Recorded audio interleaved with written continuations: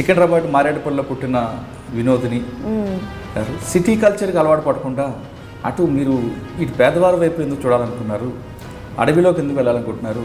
ఎక్కడో శ్రీకాకుళం జిల్లా నుంచి ఇటు నల్లమల్ల వరకు, ఇటు ఒరిస్సా నుంచి ఇటు ఛత్తీస్గఢ్ వరకు మీ పయనం ఎలా సాగింది? గద్దారు, చెరబండరాజు, వీళ్ళందరూ వరవర్రావు చాలామంది వచ్చేవాళ్ళు అనమాట. ఇక అట్లా వస్తూ ఉన్న క్రమంలో వాళ్ళు చెప్పేవి నాకు ఇంప్రెషన్ అయింది.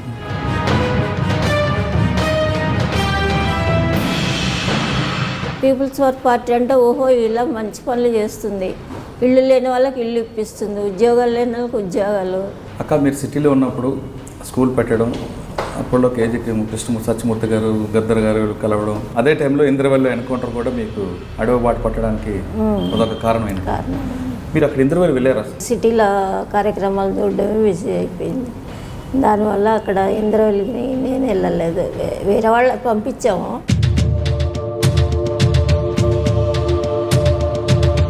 తెలిసిపోయింది నాకు, ఇవి వచ్చేసారు, ఇదేదో జరిగిపోయింది అని తెలిసిపోయింది. నేను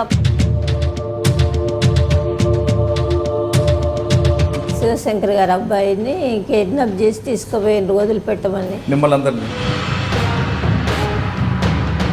అడవిలోకి వెళ్ళిన తర్వాత మీ ప్రయాణం ఎట్లా వెళ్ళింది? ఒంగోలు, ప్రకాశం, నల్లమల్ల ఆ ఏరియా అంతా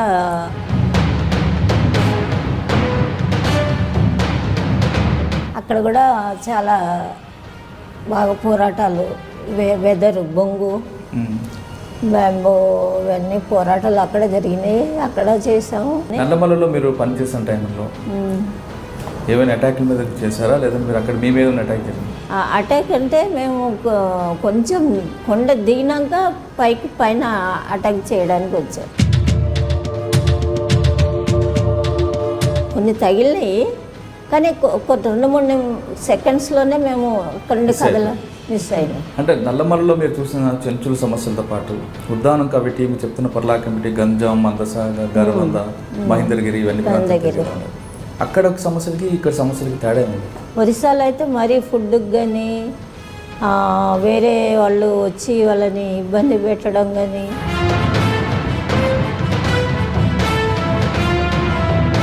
ఒరిస్సాలో అయితే తినడానికే ఇబ్బంది, అంత అసలు ఫుడ్డే ఉండదు అనమాట.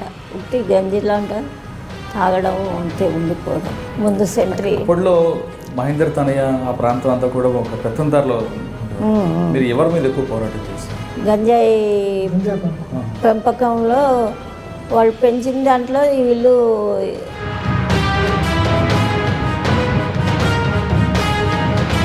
మీరు ఎప్పుడైనా తొట్టులో తప్పించుకున్నారా? అనంతగిరి దగ్గర ఒక ఎస్కేప్ అయింది. ఈ గంజాయి కోసం పోలీసులు వచ్చి కాపులు వస్తాం, వాళ్ళు మేము ఎదుర్కోలేదు. వస్తే వాళ్ళ వైపు చేస్తారా, మేము వైపు చేస్తాం. అయితే వాళ్ళు ఫైట్ చేయడం, మేము ఫైట్ చేయాలి.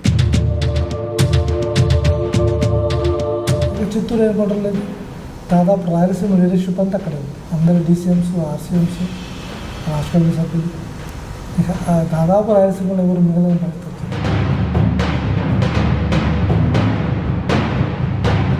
అదే అనంతపురం జిల్లా ధర్మవరంలో చంద్రబాబు కూడా ఎన్కౌంటర్ అయ్యారు, అది ఎలా మిస్ అయింది? సంతోష్ అండ్ మహేష్, ఆదిరెడ్డి, నరేష్ చనిపోవటమే మేజర్ సెట్ బ్యాక్. వాళ్ళే మూర్తులు గుండకాయ పార్టీ.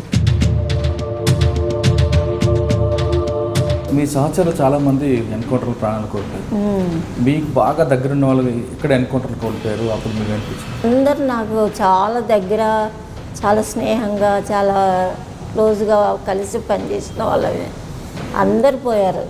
అప్పుడు చాలా అప్సెట్ అయిపోయాను.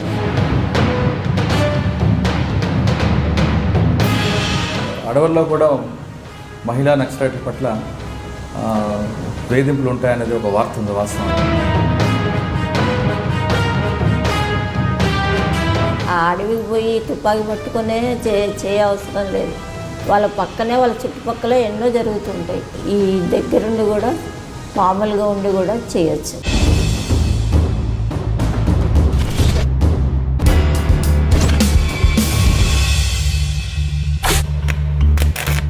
Welcome to crime confession. ఆమె పుట్టింది సిటీలో అయినా ఆమె భావాలు మాత్రం బడుగు బలహీన వర్గాలకి ఎక్కడ అన్యాయం జరుగుతుందో అక్కడ ఆమె ఉండాలి. సిటీ కల్చర్కి చాలా దూరంగా పెరిగారు. పెరిగింది బాల్యం అంతా గుడిసెల్లో అయినా ఆమె ఎక్కడ కూడా తన యొక్క భావాలని మనసులో దాచుకొని చదువుకుంటూ ఉద్యోగం చేస్తున్నా ఎక్కడ అన్యాయం జరుగుతుందో అక్కడ ఆమె ప్రత్యక్షమయ్యారు. ఆమె భావాలకు తగ్గట్టుగానే అప్పట్లో సంబంధించిన పెద్ద వ్యక్తులతో పరిచయాలు అవ్వడం, ఆ వ్యక్తులతోనే ఉన్న పరిచయాలతో ఆమె భావాలకు అనుగుణంగా ఉండడంతో ఆమె అజ్ఞాతం వెళ్ళారు. అజ్ఞాతం వెళ్ళిన తర్వాత కూడా అక్కడ తుపాకీ పట్టి అక్కడ కూడా జరుగుతున్న అన్యాయాలపై ఆమె గలమెత్తి తుపాకీతో ఎదురు తిరిగారు. శ్రీకాకుళం జిల్లా ఉద్దానం కమిటీ మొదలు పెట్టుకొని అటు నల్లమల్ల వైపు కానీ ఇటు ఒడిశా వైపు కానీ ఎక్కడ అన్యాయం జరిగినా అక్కడ ప్రత్యక్షమై అక్కడ పెత్తందారులపై ఆమె తన కన్నెర చేసేవారు. అలాంటి ఆమె తన శరీరంలో పుట్టిన రాచపండుతో ప్రస్తుతం పోరాటం చేస్తున్నారు. ఆమె పేరు వినోదిని అలియాస్ భారతక్క. భారతక్క అనగానే శ్రీకాకుళం జిల్లాతో పాటు ఒడిశా, ఛత్తీస్గఢ్ ఆ ప్రాంతాల్లో గిరిజనులు ఇప్పటికీ మర్చిపోలేరు. అడవి బిడ్డలకి ఆమె అమ్మ, ఆ గిరిజనులకు కూడా ఇప్పుడు కూడా ఆమె బయటకుంటే అక్కే.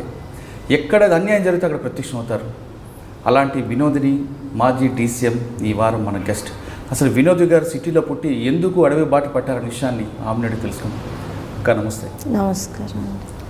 వినోదిని గారు అలియాస్ భారతక్క అలియాస్ విజయక్క, ఏ అడవికి వెళ్తే అడవిలో ఒక అక్క పేరు మీద ఉంటారు. అలాంటి మీకు ఇప్పుడు ఒక ప్రాబ్లంతో ఉన్నారు. ఇప్పుడు ప్రస్తుతం మీ ఆరోగ్యం ఎలా? ఆరోగ్యం ముందు బాగాలేదండి. అసలు చెప్పలేము ఇంకా. ఇప్పుడు ఇక్కడికి వచ్చానంటే అది చాలా గ్రేట్. అసలు మీతో మాట్లాడుతున్నా లేదు అని కూడా అనద్దక్క, మీరు ఉండాలి ఇంకా. ఎందుకంటే మీలాట ఉండబట్టే ఎక్కడైనా గిరిజనులకు కానీ బడుగు బలహీన వర్గాలకు కానీ పేదవాళ్ళకు కానీ న్యాయం జరుగుతుందంటే మీరు గతంలో చేసిన కార్యక్రమాలు ఆరోగ్య సమస్యలు అనేవి వస్తూనే ఉంటాయి. దాన్ని మనం ముందుకు వెళ్ళాలి. అంటే మీరు ఇంతకన్నా పెద్ద సమస్యలు చూశారు.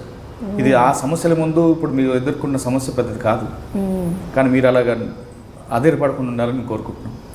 సరే, అసలు విషయం ఇంటర్లోకి వస్తే సికింద్రాబాద్ మారేడుపల్లిలో పుట్టిన వినోదిని గారు సిటీ కల్చర్కి అలవాటు పడకుండా అటు మీరు ఇటు పేదవారి వైపు ఎందుకు చూడాలనుకున్నారు, అడవిలోకి ఎందుకు వెళ్ళాలనుకుంటున్నారు, ఎక్కడో శ్రీకాకుళం జిల్లా నుంచి ఇటు నల్లమల్ల వరకు, ఇటు ఒరిస్సా నుంచి ఇటు ఛత్తీస్గఢ్ వరకు మీ పైన ఎలా సాగింది అనే విషయాలు చెప్పే ముందు ఒక్కసారి మీ బాల్యం గురించి చెప్పండి. బాల్యం అంటే నాన్న పోలీస్ డిపార్ట్మెంట్ ఆయన. ఆమె చిన్నప్పుడే 5 years ఉన్నప్పుడే చనిపోయారు ఆయన. అమ్మమ్మ తాతయ్య దగ్గరగా పెరిగాను. వాళ్ళ దగ్గరే ఇంటర్ వరకు చదివాను. చదివిన తర్వాత అప్పుడు వీళ్ళు గుడిసెల పోరాటం వచ్చింది. ఆ మూమెంట్ వస్తే అక్కడ మా మామయ్య 3 మేనమామలు వాళ్ళే చూశారు, పెంచి పెద్ద చేశారు. అక్కడికి వచ్చి ఆ గుడిసెల్లో చూసి అక్కడే ఉండిపోయాను. వాళ్ళ ఆ పనులు చూసి కల్చర్ పోరాటాలు అవన్నీ చూసి గుడిసెలు తీయకుండా పోరాటాలు లాగేయడము ఇదే జరిగింది. అక్కడ పనిచేశాను. చేస్తే అక్కడ చాలామంది పిల్లలు గుడిసెలు ఎక్కడెక్కడి నుండో బీదవాళ్ళు వచ్చారు కాబట్టి ఆ పిల్లలకు చదువు లేకుండా ఊరికి అట్లా తిరగడము ఉన్నారు. అక్కడ ఒక స్కూల్ పెట్టాము. స్కూల్ పెట్టి అక్కడే టీచర్గా ఉండి ఆ పిల్లలకి చదువు చెప్తూ యాక్టివిటీస్ చేస్తూ మళ్ళీ మన ఇంటికి వచ్చిన పెద్దవాళ్ళతో వాళ్ళకి క్లాసెస్ వాళ్ళని నడుపుతూ వాళ్ళ క్లాసెస్ వింటూ ఇక ఇట్లాగే డెవలప్ అయ్యానమాట. అవుతున్న క్రమంలో హాస్టల్ పెట్టాము, వయోజన విద్య పెట్టాము. ప్రతిదీ అసలు ఒక నిమిషం ఖాళీ లేకుండా ప్రతి యాక్టివిటీస్లో పాల్గొంటూ వచ్చాము. స్కూల్ బాగా మంచి పేరు వచ్చేసింది, హాస్టల్కి మంచి పేరు వచ్చింది. ఇప్పుడు హాస్టల్ మేము అక్కడ నుండి వచ్చాక హాస్టల్ని బోయిగూడ హాస్టల్ కలిపారంట. ముషిరాబాద్ స్కూల్లో ఈ స్కూల్ కలిపారని తర్వాత మాకు తెలిసింది విషయం. ఇప్పుడు అక్కడ లేదు. ఇక మేము వచ్చేసినాక అక్కడ నుండి వచ్చేసాక బయట ఇక 82లో సత్యమూర్తి వాళ్ళు వచ్చి మా అమ్మని మీ అమ్మాయిని మాకు పంపించేయండి పార్టీలో, మా అబ్బాయికి మ్యారేజ్ చేసి తీసుకెళ్తామని ఈయన కోసం అడిగారండి, పురుషోత్తం కోసం. వాళ్ళు పెద్దవాళ్ళే వచ్చి అడిగారు. అప్పటికి చాలామంది ఉన్నారు. అప్పటికైనా అజ్ఞాతులు ఉన్నారు కదా, అంటే ఉన్నారు, సెమీ లీగల్గా ఉన్నారు. ఈయన తిరుగుతూ ఉన్నారు, పని చేస్తూ ఉన్నారు. స్కూల్లో కూడా హెడ్ మాస్టర్గా చేశారు కొద్ది రోజులు. ఇక అట్లా ఉంటూ గద్దారు, చెరబండరాజు, వీళ్ళందరూ వరవర్రావు చాలామంది వచ్చేవాళ్ళు అనమాట. ఇక అట్లా వస్తూ ఉన్న క్రమంలో వాళ్ళు చెప్పేవి నాకు ఇంప్రెషన్ అయింది. వాళ్ళు చెప్పే మాటలు, చెప్పే పద్ధతులు, వాళ్ళు ఎందుకు పోరాడుతున్నారు. నాకు అసలు అప్పుడు ఏంటి కాంగ్రెస్ బీజేపీ అవే తెలియదు, పార్టీలే అస్సలు ఏం తెలియదు. తెలిసిందల్లా ఇది ఒక్కటే, ఇదే దీనికి అంకితం అయిపోయింది. అంతే, people's war party. People's war party అంటే ఓహో ఇలా మంచి పనులు చేస్తుంది, ఇల్లు లేని వాళ్ళకి ఇల్లు ఇప్పిస్తుంది, ఉద్యోగాలు లేని వాళ్ళకి ఉద్యోగాలు, అన్నీ ఏది లేని వాళ్ళకి అది ఇప్పిస్తున్నారు. కాబట్టి ఈ మంచి పనులే చేస్తున్నారు కదా. ఎప్పుడో ఎలక్షన్లు వచ్చి వాగ్దానాలు చేసి అవి మర్చిపోయే వాళ్ళకంటే వీళ్ళు బెటర్గా అప్పటిదప్పుడే చేసేస్తున్నారు, పోరాడి బెటర్ ఉంది అని మొత్తానికి దానికే అంకితం అయిపోయాయి. అంటే రాజకీయ పార్టీలు మీకు తెలియదు అప్పుడు అసలు ఏబిసిడీలు కూడా తెలియదు నాకు. ఫస్ట్ ఇదే పీపుల్స్ వార్కి అంకితం అయిపోయింది. ఇక ఆ తర్వాత అదేంది మనం చనిపోయారు, ఇంద్రవెల్లి ఎన్కౌంటర్ జరిగింది. దాని విషయంలో కొంచెం పోరాటాలు, అవి కరపత్రాలు రాసి పంపడము, ఇవన్నీ ఆ మూమెంట్లో చేసినాం కొన్ని. ఆదిలాబాద్ ఇంద్రవెల్లి అది ఫస్ట్ మేము అక్కడ గుడిసెలు వేసిన కొత్తలోనే అది జరిగిందనమాట. ఇక అక్కడ అందరూ ఇక పిల్లలు అడల్ట్ ఎడ్యుకేషను పెట్టాము. ఎట్లా అంటే స్కూల్ పిల్లల కంటే బెటర్గా వచ్చేసేవాళ్ళు. నేను స్కూల్ నుండి రాకముందే వచ్చి కూర్చునేవాళ్ళు అనమాట చదువు కోసం. ఎందుకంటే మేము ఊరు వెళ్తే ఊర్లలో నుండి వచ్చిన వాళ్ళే కదా అంతా, పల్లెటూరు వాళ్ళు. మేము ఊరు వెళ్తే ఏ చెట్టో పుట్టో బిల్డింగో స్టేషనో చూసి దిగేవాళ్ళం. ఇప్పుడు పేరు చదివి దిగుతున్నాం మేము. అక్క మీరు సిటీలో ఉన్నప్పుడు స్కూల్ పెట్టడం, అప్పట్లో కేజీ కృష్ణమూర్తి, సత్యమూర్తి గారు, గద్దర్ గారు కలవడం, వాళ్ళ మాటలు కూడా మీకు ప్రభావితం చేయడం, అదే టైంలో ఇంద్రవెల్లి ఎన్కౌంటర్ కూడా మీకు అడవి బాట పట్టడానికి అదొక కారణమైంది. మీరు అక్కడ ఇంద్రవెల్లి వెళ్ళారు? అసలు ఇంద్రవెల్లి వెళ్ళలేదండి. ఇక్కడ కార్యక్రమాలే అప్పుడు చాలా బిజీ అయిపోయినాయి మాకు. ఇక్కడ సిటీలో కార్యక్రమాలు చూడడమే బిజీ అయిపోయింది. దానివల్ల అక్కడ ఇంద్రవెల్లికి నేను వెళ్ళలేదు. వేరే వాళ్ళకి పంపించాము, చాలామందిని పంపించాము అక్కడికి, కానీ మేము వెళ్ళడం ఇక్కడే చూడడం అయిపోయింది వర్క్. అంటే ఇక్కడ సిటీలో ఉండి కార్యక్రమాలు చూడడం, స్కూలు చూసుకోవాలి, హాస్టల్ ఉండే ఈ అడల్ట్ ఎడ్యుకేషన్ ఇవన్నీ చూసుకుంటూ ఇక్కడే ఉండాల్సి వచ్చింది. అక్కడికి వెళ్ళలేకపోయినా. తర్వాత ప్రసాద్ గారితో పెళ్ళైన తర్వాత ఈయనతో పెళ్ళాక ఇక యూజీ ఇక అన్ని ఈ కార్యక్రమాలు అన్నికి ఫుల్ స్టాప్ అయిపోయింది. ఇక అక్కడే. అంటే ఫస్ట్ టైం మీరు ఎప్పుడు అడవిలోకి వెళ్ళారు? ఫస్ట్ అడవిలోకి ఎప్పుడు వెళ్ళారు? 90 మేము అరెస్ట్ అయ్యి బయటకు వచ్చాక 91లో. ఎందుకు మీరు అరెస్ట్ అవ్వాల్సి వచ్చింది? అరెస్ట్ అయ్యాల్సి వచ్చిందంటే ఆయన ఎవరు కృష్ణ అన్న నిమ్మలూరు భాస్కర్ రావు, ఆయన అపాయింట్మెంట్ ఉండే. ఆయనతో పాటు ఈయన అరెస్ట్ అయ్యారు. అంటే అది ఇంటి దగ్గరే జరిగింది కాబట్టి ఆ ఏరియాలో చూశారు. ఆ ఏరియాలో చూస్తే ఇంట్లో మనుషులు లేని ఇల్లు ఏది ఉందంటే మాదొక్కటే కనిపించింది, మగవాళ్ళు లేని ఇల్లు.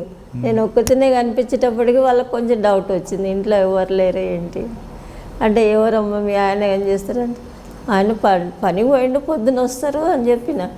మా మిడ్-నైట్ 1 గంటకు వచ్చిండ్రు. 1 గంట వచ్చి సరేమ్మా మేము కొంచెం ఇల్లు చూసుకొని వెళ్ళిపోతాము, తలుపు తీయ అనేసి అన్న. తీయను, మీరు పోలీసు వాళ్ళు అని చెప్తున్నారు, పోలీసు వాళ్ళు ఇంకెవరో తెలియదు కాబట్టి పొద్దున్నే రండి, నేను ఎక్కడికి పోను, ఇంట్లోనే ఉంటాను. పొద్దున్న అట్లా తెలిసిపోయింది నాకు, వచ్చేసారు, ఇదేదో జరిగిపోయింది అని తెలిసిపోయింది. నేను అప్పుడు నిద్రపోలే, ఈయన రాలేదు కదా అని నవీన్ గారి బుక్ చదువుతూ కూర్చొనే ఉన్నా. ఇక వచ్చి 5 వరకు అలాని వెయిట్ చేయించినట్లనే 5 వరకు చాలా ఇక మొత్తం వచ్చే బెటాలియన్ వచ్చేసింది, అంతా బయట ఉండిపోయారు. ఇక ఓనర్స్కి ఆ ఓనర్స్ని పిలిచి మీరు చెప్పండి, తీయండి, మీరు ఉన్నారు కదా మేమేమన్నామని. ఇంటికి వస్తే మా ఇళ్ళని పుస్తకాలు అన్నీ ఉంటాయి కదా. ఇక 5ంటికి తీసుకుపోయిండ్రు, అట్లా అరెస్ట్. మిమ్మల్ని అప్పుడు ప్రసాద్ గారు దొరకలేదు, పురుషోత్తం గారు దొరకలేదు. అప్పటికి దొరికారు, ఆయన దొరికితేనే ఇక ఇంటికి వచ్చారు, అది అడ్రస్ పట్టుకొని. అగో అట్లా అంటే ఆ విధంగా దొరికిపోయారు, అరెస్ట్ అయ్యారు. ఎన్ని నెలలు ఉన్నారు జైల్లో? 2 months. 2 months ఉన్నాము. ఆ 2 monthsలో ఏదో ఒకటి జరుగుతూనే ఉంది పోరాటం. అందులో కూడా ఎవరిది వాళ్ళు సపరేట్ భోజనం పెట్టాలి అని, అక్కడ ఉన్న వాళ్ళకి వేరే సపరేట్ చదువుకోవడానికి పుస్తకాలు ఇవ్వాలి, పేపర్లు ఇవ్వాలి. జైల్లో కూడా పోరాటం అయ్యో జరుగుతుంది. వీళ్ళు ఒకరోజు చేశారు కానీ నేనేమో 2 రోజులు చేసినాను, ఏం తినకుండా. ఫస్ట్ టైం బయటకు వచ్చిన తర్వాత బెయిల్ మీద బయటకు వచ్చినాక నల్లమల్ల అక్కడ వదిలిపెట్టారు, మెదక్ జిల్లాలో వదిలిపెట్టారు. అప్పుడు ఎవరు? వాళ్ళే. అప్పుడు ఆయన కిడ్నాప్ జరిగింది, సుధీర్ కుమార్ కిడ్నాప్ తర్వాత సుధీర్ కుమార్ శివశంకర్ గారు అబ్బాయి, శివశంకర్ గారి అబ్బాయిని కిడ్నాప్ చేసి తీసుకుపోయిండ్రు వదిలిపెట్టమని మిమ్మల్ని అందరినీ. అప్పుడు ఆ టైంలో వదిలిపెడితే అక్కడ నుండి విశాఖ నుండి సికింద్రాబాద్ ఫ్లైట్. మిమ్మల్ని అందరినీ అప్పుడు జైలు నుండి నర్సాపూర్ ఫారెస్ట్లో విడిచిపెట్టారా? మెదక్ జిల్లా నర్సాపూర్ అటువైపు వదిలిపెట్టారు. వదిలిపెట్టి వదిలిపెట్టిన తర్వాత సుధీర్ కుమార్ మీరు విడుదల చేశారు? మేము తర్వాత రిలీజ్ చేస్తాం ఆయన అక్కడ బంధించారు. దళంతో పాటు ఉన్నారు అంటే మీతో పాటు ఎవరెవరు? పురుషోత్తం గారు, మీరు, భాస్కర్ రావు, సమిరెడ్డి ఉండే ఆయన నలుగురు చనిపోయారు కదా. ఉన్నారు ఆయన. ఆ విధంగా లోపలికి నేను ఎంటర్ అయినా అడవిలోకి. సుధీర్ కుమార్ కిడ్నాప్ అడవిలోకి లేకుంటే సిటీలో వరకే క్లాసెస్ అటెండ్ చేయాలి. అడవిలోకి వెళ్ళిన తర్వాత మీ ప్రయాణం ఎటువైపు వెళ్ళింది? ఇక నా ప్రయాణం అక్కడి నుండి ఉద్దానం పోయింది, ఒంగోలు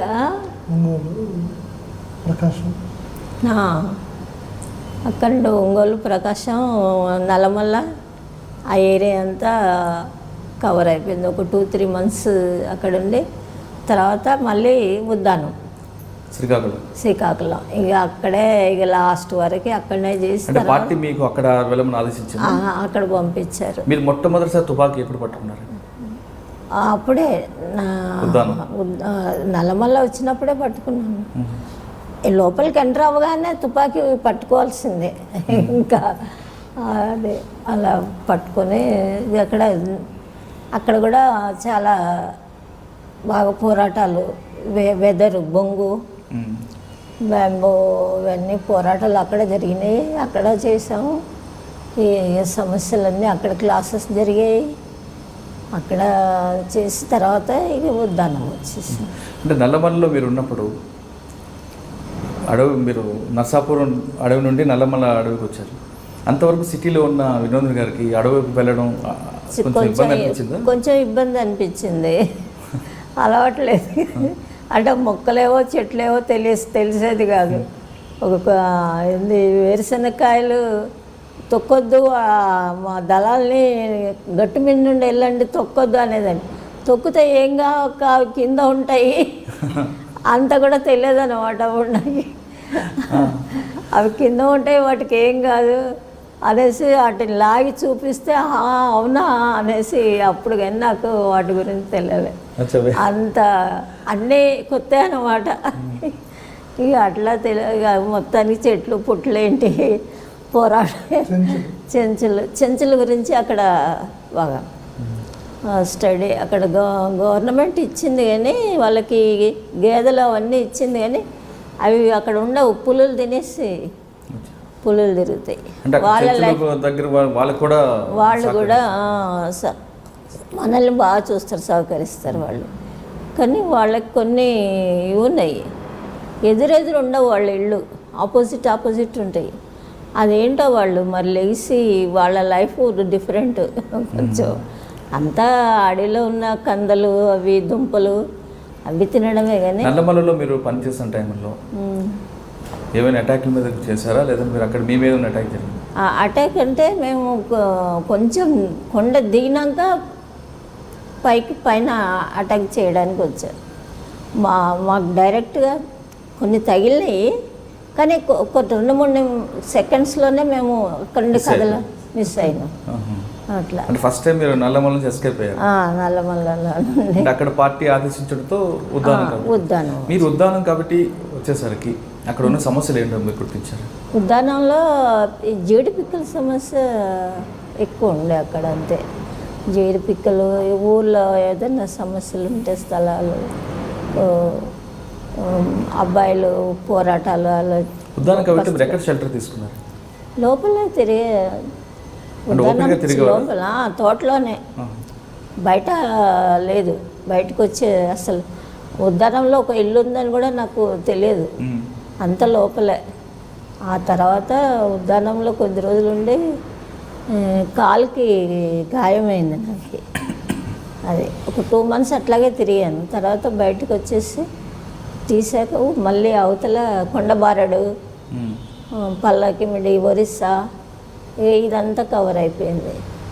ఇదంతా చేసినాక మళ్ళీ బయటకు అదే కాలుకి అప్పుడు బయటకు వచ్చాను. వచ్చినాక అనంతగిరిలో కొత్తగా దళం పెట్టారు, బొరా కేవ్స్ అటు. అప్పుడు ఆ దళానికి నేను కూడా ఒక మెంబర్గా అంటే నల్లమలలో మీరు చూసిన చెంచుల సమస్యలతో పాటు ఉద్దానం కాబట్టి మీరు చెప్తున్న పర్లా కమిటీ, గంజాం, మందస, గారబంద, మహేంద్రగిరి ఇవన్నీ అక్కడ ఒక సమస్యలకి ఇక్కడ సమస్యలకి తేడా ఏముంది? తేడా ఉన్నది. అక్కడ సమస్య అంటే అంత ఇది లేదు. ఇక్కడ చాలా ఒరిస్సాలో అయితే మరీ ఫుడ్కి కానీ వేరే వాళ్ళు వచ్చి వాళ్ళని ఇబ్బంది పెట్టడం కానీ ఇలాంటి సమస్యలు ఉన్నాయి వాళ్ళకి. అక్కడ కూడా ఉన్నాయి, ఈ చెట్లు నరుకుతారు అని ఫారెస్ట్ వాళ్ళది సమస్యలు ఉన్నాయి. కానీ ఇక్కడ డిఫరెంట్, ఇక్కడ మెయిన్ ఫుడ్కే డిఫరెంట్. ఒరిస్సాలో అయితే తినడానికే ఇబ్బంది, అంత అసలు ఫుడ్డే ఉండదు అన్నమాట. ఉట్టి గంజిలాంట తాగడం అంతే, ఉండిపోవడం. ఇక్కడ సమస్యలు. అక్కడ సమస్యలపై మీరు పోరాటం చేసిన తర్వాత మీరు చాలా ప్రాంతాలు తిరిగి ఉంటారు. మహేంద్రగిరి, మందస, గారబంద, పర్లా కమిటీ, గంజాం, అటు కోరాపుట దళం కూడా మీకు తిరిగారు. మీరు మహేంద్రగిరి ఎప్పుడైనా కొండెక్కారా? 2 సార్లు ఎక్కాను. ఎక్కడ అంటే ఇక అది శత్రువు అది చూసుకుంటూ ఎక్కడం, మొత్తానికి ఎక్కాము. ఎక్కి బాగా అలసిపోయే వాళ్ళం పైకి వెళ్ళి. ఇక నైట్ ఉండి హాల్ట్ అయ్యి అక్కడ కొద్దిసేపు, నెక్స్ట్ డే మళ్ళీ ఇంకొక ఏరియాకి వెళ్ళడం. అంటే ఒకవైపు నుండి ఎక్కడం, ఇంకొక వైపు దిగి వెళ్ళిపోవడం. అదే ఎంట్రీ ఒకటి, ఎగ్జిట్ ఒకటి, అట్లా జరిగేది. అప్పట్లో పోలీసుల యొక్క దాడులు బాగానే ఉండేవి. ఉండేది. మరి ఎలా మీరు తప్పించుకున్నారు? ఇంకా అలాగే చేసాం. వాళ్ళని కనిపెడుతూ పోవడమే ముందు సెంట్రీ. అప్పట్లో మహేందర్ తనయ్య ఆ ప్రాంతం అంతా కూడా ఒక పెత్తందారిలో మీరు ఎవరి మీద ఎక్కువ పోరాటం చేశారు? పోరాటం అంటే ఈ జీడిపిక్కలు అదొక అక్కడ పోరాటం జరిగింది. ఇంకా గంజాయి పెంపకంలో వాళ్ళు పెంచిన దాంట్లో వీళ్ళు తీసుకెళ్ళడం, చాలా తక్కువ రేటుకు కొనుక్కొని పోవడం, వాళ్ళ మీద పోరాటం కూడా జరిగింది కొంచెం రోజులు. మళ్ళీ మార్కెటింగ్ ఉంటుంది కదా, అక్కడ రేట్లు వీళ్ళ దగ్గర చాలా తక్కువ రేటుకి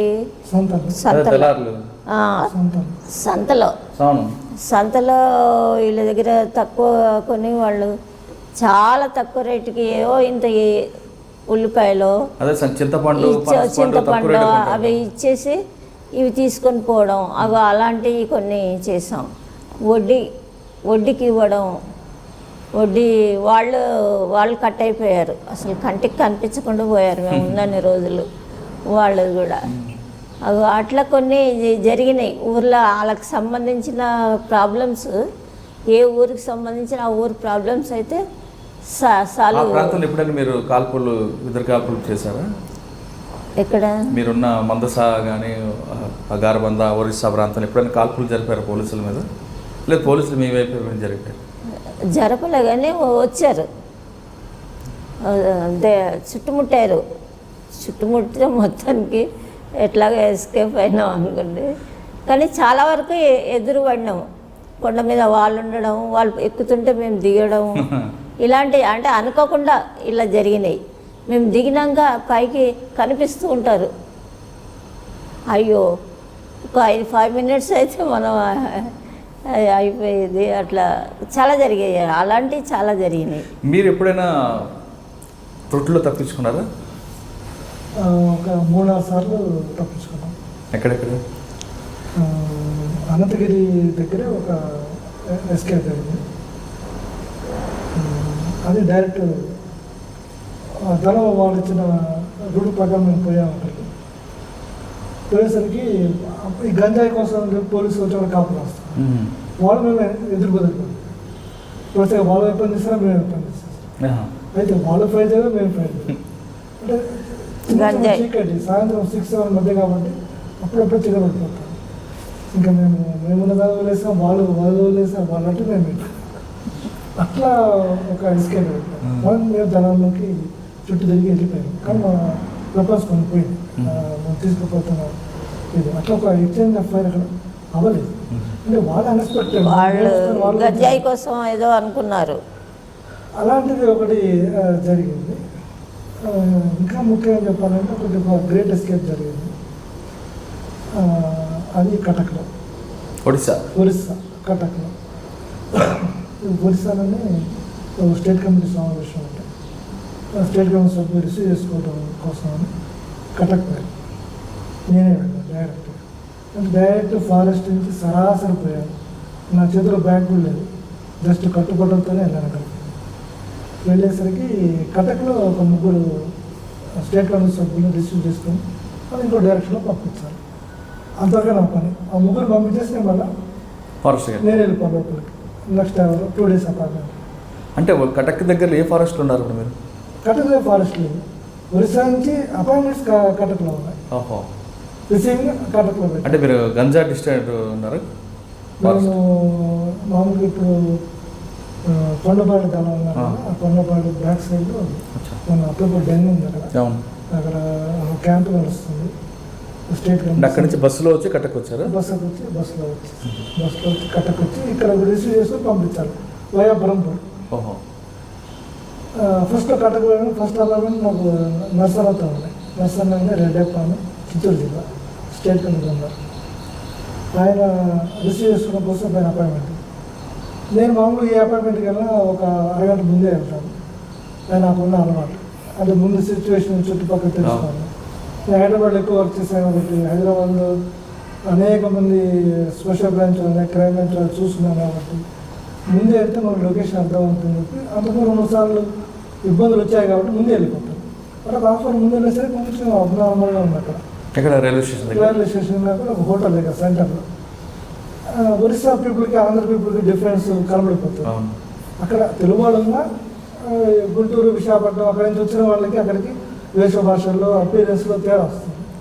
అలా చూసరికి వీళ్ళు ఒరిస్సా వాళ్ళకి ఎక్కడి నుంచి వచ్చారు, వీళ్ళు ఇక్కడ ఏదో చుట్టూ ఉన్నట్టుందని కొంచెం డౌట్ వచ్చింది. ఈలోపు రెడ్డప్ప నర్సన్ వచ్చారు. ఆయన రిసీవ్ చేసుకున్నాను. ఆయన హోటల్కి వెళ్ళాను.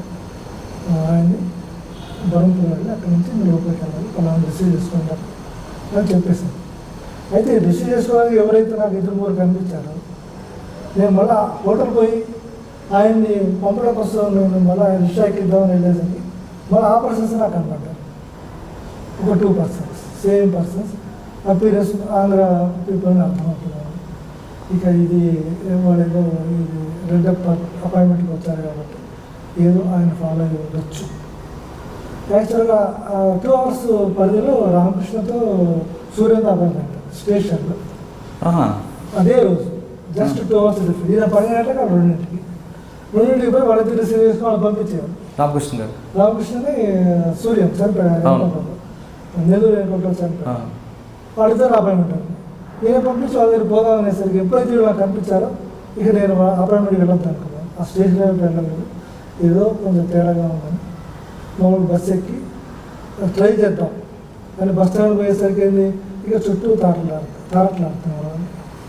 ఓహో ఇక చూద్దాం ఇంకో ట్రై చేద్దాం అని చెప్పి ఒక ఆటో తీసుకొని అప్పటికి అపాయింట్మెంట్ టైం నేను అయిపోయిన తర్వాత స్టేషన్కి వెళ్ళలేదు. వెళ్ళేసరికి ఒరిస్సా జిప్పులే ఉన్నాయి కానీ మనుషులు డిఫరెంట్ ఉన్నారు. ఇక ఖచ్చితంగా ఫాలో అవుతున్నారు. ఇక నాకు ఇలా తెలిసేది హైదరాబాద్లో ప్రజా సంఘాల్లో పనిచేయడం వల్ల ప్రజా సంఘాల్లో ఎస్బీ వాళ్ళని క్రైమ్ పెంచాలని చూసి షాడో పార్టీస్ ఫాలో అవుతుంటారు. అలవాటు అయిపోయింది ప్రజా సంఘాల్లో పనిచేయడం ద్వారా. ఇక నేను ఫాలో అయితే ఇక అక్కడ వెయిట్ చేశాను. 3 hours బస్ స్టాండ్లో వెయిట్ చేశాను. వాళ్ళు నా చుట్టే ఉన్నారు. ఇంకా రాత్రి వరకు ఎస్కేప్ కాలేదు. ఇక రామకృష్ణని సూర్య వదిలేశారు. ఇక పోలేదు. ఇక వాళ్ళు వచ్చి ఇంకో అపార్ట్మెంట్కి వెళ్తారు, 2 ఉంటాయి కాబట్టి 2 దానికి వెళ్తారు లేదని వదిలేస్తారు. ఇంకా సాయంత్రం చీకటి పడ్డ తర్వాత ఒక ట్యాక్సీ తీసుకొని భువనేశ్వర్ వచ్చారు. భువనేశ్వర్ పోయి లోపు ఎక్కడన్నా మనము ఎస్కేప్ అవ్వడానికి ఛాన్స్ ఉంటుంది కదా అని కార్లో కూర్చుంటే చీకట్లో ఉండడం కానీ వెనక జీప్ ఫాలో అవుతుంది కదా, ఇంకా జీప్ బ్యాటరీ అవుతుంది. అంటే కార్లో మీరు ఒక్కరే ఉన్నారు? నేను ఒక్కడే ఉన్నాను. రెడ్డప్ప వాళ్ళు పంపించాను. మరి ఆర్కే గారిని మీరు ఇక రిసీవ్ చేసుకోలేదు. మరి ఆయన ఎలా మరి ఇంకా వాళ్ళు అపాయింట్మెంట్ మిస్ అయిన తర్వాత వాళ్ళు వెళ్ళిపోతారు. ఇక ఉన్నారు. ఇక నెక్స్ట్ అపాయింట్మెంట్ నెక్స్ట్ డే ఉంది. నెక్స్ట్ డే మళ్ళీ సేమ్ టైం ఉంటుంది. ఈ 2 అపాయింట్మెంట్ మిస్ అయితే ఇంకొక ఆర్డర్ అయితే ఉంటుంది, దానికి వెళ్ళాల్సిందే. ఇక అందుకని వాళ్ళు ఒక రకంగా మనం కలవకుండా వదిలేస్తారు. ఇక వాళ్ళు కలిస్తే వాళ్ళు వెళ్ళిపోయారు అప్పుడే ఆ రోజుల్లో. భువనేశ్వర్ అంటే జీప్ ఫాలో అవుతూనే ఉంది, 2 జీపులు ఫాలో అవుతున్నాయి. ఇంకా ఎట్లా ఎస్కేప్ అవుతాము, చీకటి ఎక్కడ దిగిపోదామని సాధ్యం కాదు. ఇక భువనేశ్వర్ వచ్చేసి భువనేశ్వర్లో ఆ టైంకి 7 o'clock ఈస్ట్ వెస్ట్ ఎక్స్ప్రెస్ ఉంది ట్రైన్. ఇక అప్పటికప్పుడు విశాఖపట్నం టికెట్ తీసుకొని ట్రైన్ ఎక్కేసాను. ట్రైన్ ఎక్కేసే ముందు ఏమన్నా చీకట్లో కూడా ఛాన్స్ ఉంటుందా అని చూస్తే సరౌండింగ్స్ ఉన్నారు. ఇంకా లాభం లేదని ట్రైన్ ఎక్కేసాను. చూద్దాం ట్రైన్ దిగే ఛాన్స్ దిగుతాము, లేకపోతే విశాఖపట్నం పోయి లాయర్లో ఎవరిలో కాంటాక్ట్ చేద్దాం, డైరెక్ట్ విశాఖపట్నం అనుకుని ఆ ట్రైన్ ఎక్కేసాను. ట్రైన్ ఎక్కేసిన తర్వాత వాళ్ళు ఏం చేస్తారంటే డోర్కి అటు ఒక 3 ఇటు 3 కూర్చోపోయారు. వాళ్ళు బెర్త్లో కూర్చోబోయారు. అయితే టీసీ ఏం చేశారంటే రాత్రి ప్రాణం అయ్యేసరికి ఆ గేట్ ఎదురులో లేపేశారు. గేట్ ఎదురు నుంచోకూడదు, ఆ చివరి పోయి నాపేసుకురాని వాళ్ళు తీసేశారు. ఆ తీయటం మంచిది. అప్పుడు బరంపురం వచ్చేస్తాను. బరంపురంలో ఎస్కేప్ అవుదాం అనుకున్నాను కానీ వాళ్ళు నిలబడి చూస్తున్నాం కదా వాళ్ళు. ఇక అది ప్లాట్ఫామ్ మీద పోకపోతారు. సరే మళ్ళీ వెళ్ళి మళ్ళీ పడుకున్నాను. అప్పుడు ఒక నిద్ర తీసాను నేను. కానీ మిమ్మల్ని టచ్ చేయట్లేదు చుట్టూ తిరుగుతున్నారు. మొత్తం వచ్చి టీసీ లేపాడు. టీసీ లేపి మళ్ళీ టికెట్ సార్ చూపించాను అన్నారు. అంటే ఎవరో రిజర్వేషన్ కోసం వచ్చి నేను ఎదురుపోతున్నాను ఎక్కడ పోతున్నా తెలుసుకోవడానికి నేను చూపించాను. నేను విశాఖపట్నం డ్రాప్ అవుతానని చెప్పాను. పడుకున్నాను. నేను రిజర్వేషన్ లేకుండా టీసీ డబ్బులు పెట్టడం ద్వారా ఇక్కడ పెడతారు. ఇక టీసీ మధ్యలో వచ్చి ఎవరైనా వస్తే దింపుతారు కదా, అట్లా అనుకోని లేసారు. ఇంకా తర్వాత నవంపాడ ట్రైన్ ఆగింది. జస్ట్ అక్కడ మూవ్ అయింది. మూవ్ అయిన తర్వాత అర్ధరాత్రి ఇదే బెస్ట్ ట్రైన్ చూస్తారు. ఇక్కడ ఈ తలుపు దగ్గర లేదు, అంతా ఆ తలుపు దగ్గర ఉన్నారు, కనపడుతున్నారు. ఇంకా సరే అప్పుడు ఏమంటే బ్యాగ్లు ఏం లేవు, ఒక వాటర్ బాటిల్ లేదు. వాటర్ బాటిల్ పెట్టుకోకుండా లెట్రిన్ పోతున్నట్టుగా వాష్రూమ్ పోతున్నట్టుగా ఇటు తిరిగేసి ఇటువైపు డోర్ తీసుకొని రన్నింగ్ ట్రైన్ నుంచి దూకిస్తాం. నౌపాడ దాటుతారు. స్టేషన్ దాటాక అది బండి స్లో అయింది. అది ఎందుకు స్లో అయింది నౌపాడ తిరగడం కుదరలేదు. నౌపాడే అలర్ట్ అయ్యాను. బండి మూవ్ అయింది. అరే ఇక ఛాన్స్ లేదు, రన్నింగ్లో దిగి చూద్దామా అనుకుంటున్నా. కొద్దిగా స్లో అయింది. స్లో పికప్ అయింది. ఆ స్లో పికప్ అయ్యే టైంలో ట్రైన్ ఇటు పక్కది. దీని మీద నాకు కొంచెం ఐడియా ఉంది కాబట్టి ఇటు పోతే సముద్రం వస్తుంది, ఇటు పోతే హైవే వస్తుంది, ఇంకా హైవేలోకి వెళ్ళిపోదాం. ఆ రాత్రి జర్నీ చేశారు. చేసి అప్పుడు వీళ్ళంతా నా కాంటాక్ట్లో ఉన్నారు. సంతోషం ఈమె ఇంకొక 3 CCMs నా కాంటాక్ట్లో ఉన్నారు. నర్సని రిసీవ్ చేసుకోవడం కోసం బెంగాల్ నుంచి సెక్రటరీ వచ్చినారు అక్కడ బరంపూర్లో. వాళ్ళేమైపోయారు, వీళ్ళేమైపోతారు అన్నట్టు మళ్ళీ విశాఖపట్నం వెళ్ళి వాళ్ళ లోపల నుంచి విశాఖపట్నం ఇక హైవేకి ఎక్కాను. హైవేకి లారీ క్యాచ్ చేసి ఆ లారీలో ప్రయాణం చేసి సాయంత్రం వరకు విశాఖపట్నం వెళ్తాను. విశాఖపట్నం అక్కడి నుంచి ఫోన్ చేసి వీళ్ళప్పుడు భువనేశ్వర్లో అప్పుడు సంతోషంగా మన మహేష్ అప్పుడు సెక్రటరీ ఉన్నారు అని చెప్పి ఇట్లా ఏదో కొంచెం అనుమానాస్పదంగా ఉంది, మీకు మన ఏజెంట్ నుంచి అయితే నేను వెహికల్ తీసుకొస్తాను, వెహికల్ వెళ్ళిపోయాను. అక్కడే బరంపూర్లో ఒక ఇద్దరు ఉన్నారు, భువనేశ్వర్లో ఇద్దరు ఉన్నారు. ఇక విశాఖపట్నంలో ఒక లారీ బుక్ చేసుకున్నాను. ఇక కారు వీలైతే చెక్ అయిపోతాయి. ఒక లారీ సామాన్ల కోసం అన్నట్టు ఒక లారీ బుక్ చేస్తే ఆ లారీ తీసుకొని భువనేశ్వర్ పోయి ఇద్దరు పికప్ చేసుకొని బరంపూర్ వచ్చి ఇద్దరు పికప్ చేసుకొని లారీలో ఈ అడవిలోకి వెళ్ళిపోయారు. అక్కడ లోపలికి వెళ్ళిన తర్వాత ఏమైందంటే ఈ విషయం అంతా కూడా అక్కడ చెప్పాను, ఇలా జరిగింది, ఇట్లా ఏదో అనుకోకుండా మనం డ్రాప్ అయి వచ్చేసాము. ఇన్ఫర్మేషన్ ఎలా వీక్ అయి ఉంటుంది అది చెప్తున్నాను. అది అప్పుడు ఏమైందంటే ఎవరు appointment Narsan appointment red appointment పోయాం కాబట్టి అక్కడే లీక్ ఉంది. మీ అపాయింట్మెంట్కి వచ్చారు వాళ్ళు, కాబట్టి మీరు సరాసరి మీ రూమ్కి వెళ్ళద్దు. అప్పుడు 1 month లోపలే ఉన్నారు, ఆయన కూడా లోపలే ఉన్నారు. 1 month బయట ఆయన ఏం చెప్పామంటే ఆయన ఇప్పుడు బెంగళూరులో ఉంటాడు. బెంగళూరులో ఆయన భార్య ఆయన ఇద్దరు ఉన్నారు. మీరు బెంగళూరు వెళ్ళకండి, ఏంటంటే వాళ్ళు పోలీసులు ఫాలో వచ్చారు. మీరు తలకోన ఫారెస్ట్లో అప్పుడు దళాలు ఉన్నాయి, మీరు తలకోన వెళ్ళి దళాలు ఉంటే మీ మిస్సెస్ని పిలిపించుకోండి, సామాన్లు వదిలేయండి, సామాన్లు జరిగిపోకండి, అవి ఏమన్నా వదిలేసేయండి, ఆమె సేవ్ చేసుకోండి, మీరు ఎవరిని కాంటాక్ట్ చేయకండి అని అప్పుడు గణపతి అందరూ రాష్ట్రంలో కేంద్ర సభ్యులు ఆయన చెప్పారు. చెప్తారు సరే అన్నాడు. మరి చెప్పారు మళ్ళీ బెంగళూరు వెళ్ళకు తలకోన వెళ్ళినట్టే అలాగే అని చెప్పి పంపేటప్పుడు కూడా చాలా జాగ్రత్త రూట్లో పంపారు, ఎందుకంటే ఎక్స్ప్లోర్ అయి ఉంది కాబట్టి. ఆయన ఏం చేశాడు, ఆయన చేసిన పొరపాటు సరాసరి బెంగళూరు. అయ్యో, ఎందుకు పార్టీ మాటను ఎందుకు ధిక్కరించారు? ఆయన చెప్పింది ఆయన జీర్ణించుకోలేకపోయారు. సమావేశంలో గణపతి కూడా ఉన్నారు, గణపతి కూడా ఉన్నాడు, గణపతి ఉన్నాడు, మహేష్ ఉన్నాడు, అంటే సంతోష్ ఉన్నాడు, ఆర్కే అందరూ ఉన్నారు. అందరూ తెలుసు, అందరికీ చెప్పారు. ఆయన ఆదిరెడ్డి ఉన్నాడు, నల్ల ఆదిరెడ్డి గారు అందరికీ చెప్పి ఆయన చేశాడు. ఆయనకు నమ్మకం ఇది జరుగుతుందిలే అనుకున్నాను. అదే జరిగిందయ్యా, నువ్వు నమ్మాలి. ముందు తలకొన్నాడు, తర్వాత భువనేశ్వర్ బెంగళూరు సంగతి ఆయన వెళ్ళాడు. వెళితే ఏంటి, వెళ్ళిన రోజు నుంచి ఆయన ఇల్లు కాపలా చేస్తారు. అక్కడ పోతు ఎవరో తిరుపతిలో ఉండే ఒక వాళ్ళని పిలిపించుకున్నాడు, వాళ్ళ తమ్ముడు పిలిపించుకున్నాడు, రేటప్ప తమ్ముడు. ఆ బెంగళూరులో మన సింపతి సరే ఒకరిద్దరు పిలిపించుకున్నాడు. వాళ్ళ సాయంతో ఇల్లు ఖాళీ చేయాలి. వాళ్ళు వచ్చిన వాళ్ళు కూడా అన్న ఎవరో తలుపు గేట్ల దగ్గర ఉన్నారు, అక్కడ ఉన్నారు, ఇక్కడ ఉన్నారు, కొంచెం బాగాలేదు.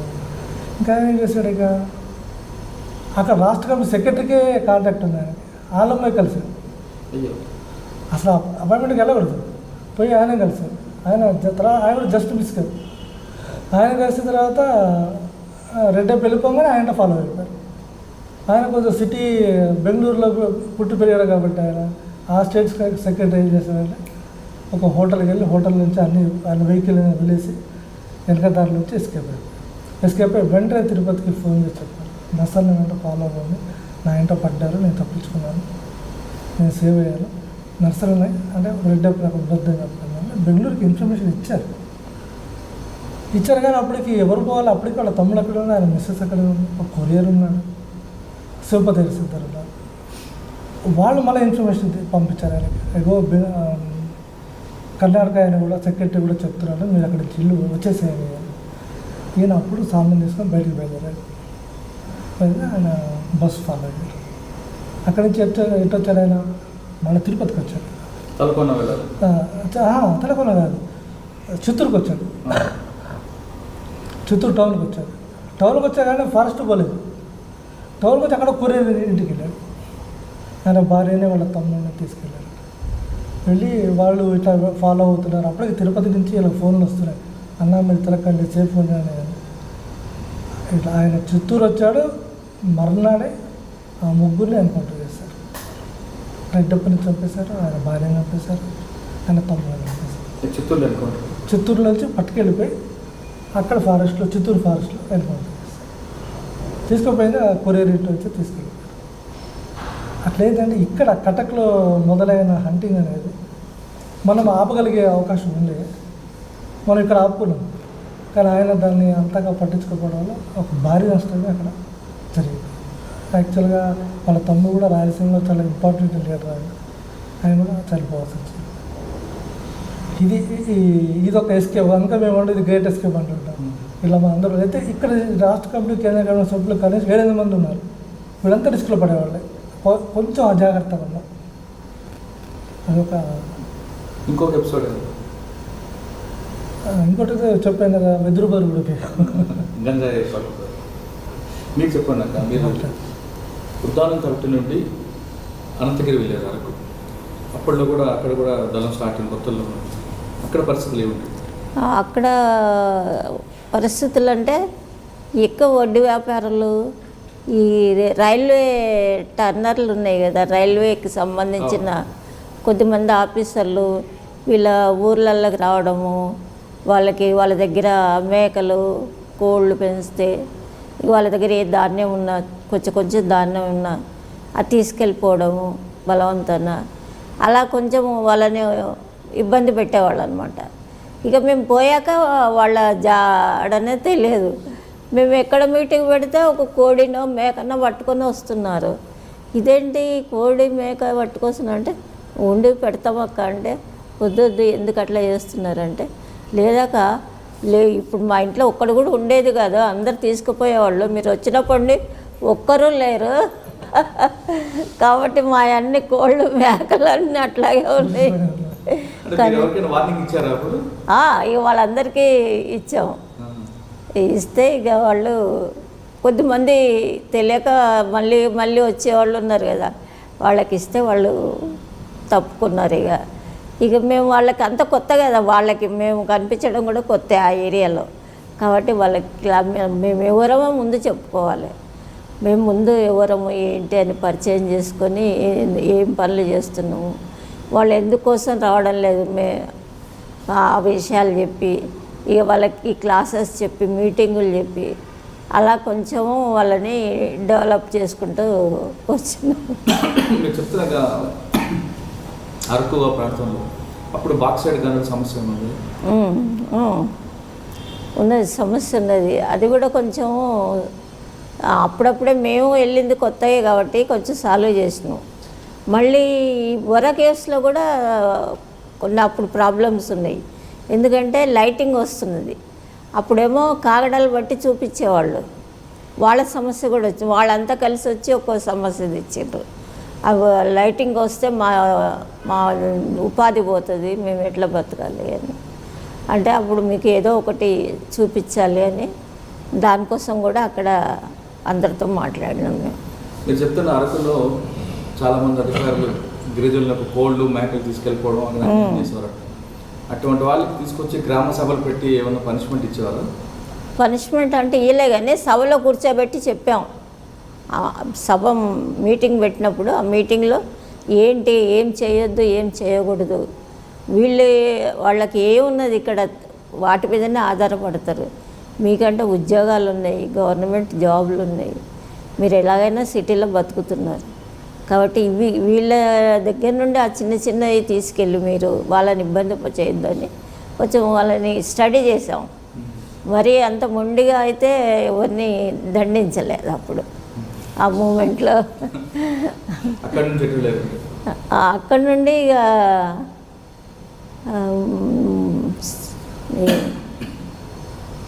మళ్ళీ సిటీకి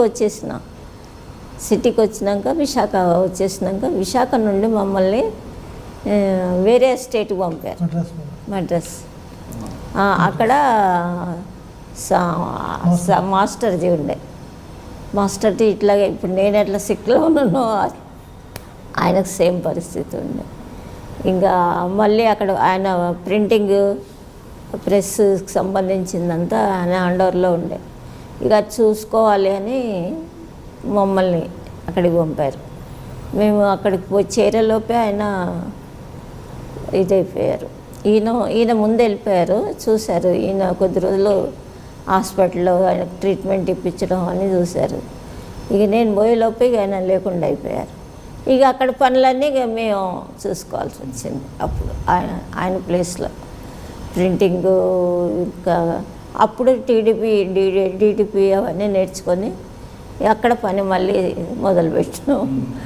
ఇక క్లాసెస్ నడపడం, వీళ్ళు వస్తే రామకృష్ణ అన్న ఎవరన్నాళ్ళు వచ్చినా వాళ్ళని మెయింటైన్ చేస్తూ క్లాస్. అప్పటికి స్కూల్లో ఉన్నప్పుడే బయట ఉన్నప్పుడే టైప్ అయ్యారు పాస్ అయ్యింది. టైప్ లోయర్ అయ్యారు పాస్ అయ్యారు. రెండు తెలుగు పాస్ ఇంగ్లీష్ పాస్. అందుకని ఏమని జీటీపీకి అందుకే ప్రిఫర్ చేశారు. జీటీపీకి సూటబుల్ టైప్లో పర్ఫెక్ట్ ఉన్నారు. అట్లా ఆ పనిలో చివరి వరకు ఉన్నాము. లాస్ట్కి మా మహేష్ అన్న వీళ్ళు అందరూ ఎన్కౌంటర్ అయిపోయినారు. ఆదిరెడ్డి అన్న వీళ్ళంతా ఒకసారి మా ఇంటి దగ్గర నుండే నా రూమ్లో నుండే వెళ్ళారు వాళ్ళు. ఆదిరెడ్డి అన్న, మహేష్, సంతోష్ అన్న, మహేష్. అంటే మాధవరెడ్డి ఎన్కౌంటర్ తర్వాత జరిగింది. మాధవరెడ్డి గారు దాడి తర్వాత జరిగిన అంటే మాధవరెడ్డి గారు ఎన్కౌంటర్ ఆ టాపిక్ అంతా మీకు ఐడియా ఉందా? లేదు, అంత లేదు. మాధవరెడ్డి గారికి దాడి జరిగిన తర్వాత నల్ల ఆదిరెడ్డి గారిని అందరినీ కాల్చుంటున్నారు. ఇది బెంగళూరులో జరిగింది. ఇది బెంగళూరులో జరిగింది. మెడ్రాస్లో ఉన్నాము. మీ ఇంటి నుంచి తీసుకెళ్లారా? అంటే మా ఇంట్లో మహేష్ అంటే సంతోష్ ఉండేవాడు వచ్చి, ఆయన అక్కడి నుంచి ఆ సమావేశానికి వెళ్ళాడు అక్కడికి బెంగళూరుకి. ఈరోజు వెళ్ళాడు, థర్డ్ డే ఆయన అక్కడ ఎన్కౌంటర్ అయ్యాడు అని చెప్పాడు. నేను వెళ్తున్నాను, బెంగళూరు వెళ్ళే పని ఉందని చెప్పాడు ఆయన. అక్కడ ఆదిరెడ్డి, ఆయన, నరేష్ ఈ ముగ్గురు అక్కడ కలుసుకున్నారు. అక్కడ జరిగిన ఒక మిస్టేక్, ద్రోహము, మొత్తం ఏదో ఒకటి ఆ ముగ్గురిని అక్కడ పట్టుకొని తీసుకెళ్ళి తెలంగాణలో కాల్ చేశారు. పట్టుకుంది బెంగళూరు. అది పర్టికులర్గా సంతోష్, మహేష్ మా ఊరు నుంచి మెడ్రాస్ వచ్చి బయలుదేరారు. అందుకని దాంతో మేము కొంచెం డిస్టర్బ్ అయిపోయినాం. నెక్స్ట్ అక్కడే మద్రాసులోనే ఉన్నాం. ఇక అప్పుడు ఎక్కువ ఈయనకు బాధ్యతలు, అక్కడ అన్ని బాధ్యతలు ఇచ్చారు.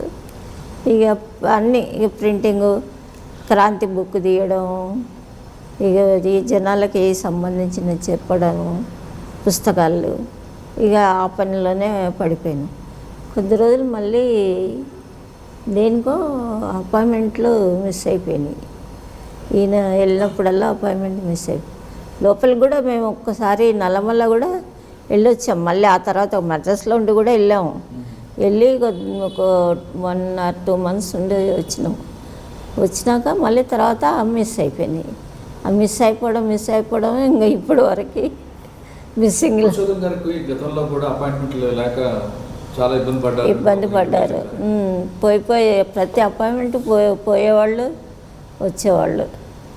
అపాయింట్మెంట్లు ఇచ్చి ఎందుకు మిస్ అవుతుంటాయి? ఒకటేమో ఇదే మహేష్ చనిపోయాడు కదా, మహేష్ చనిపోయాడు కదా, మేము అక్కడ డిస్టర్బ్ అయిపోయాం. మేము ప్లేస్ మార్చుకున్నాం. అప్పుడే ఈమెకి హెల్త్ బాగలేదు, రొమటైడ్ ఆర్థరైటిస్ వచ్చింది. అది మాకు తెలుసుకోవడానికి 5-6 నెలలు పట్టింది. రొమటైడ్ ఆర్థరైటిస్ కీళ్ళ నొప్పి.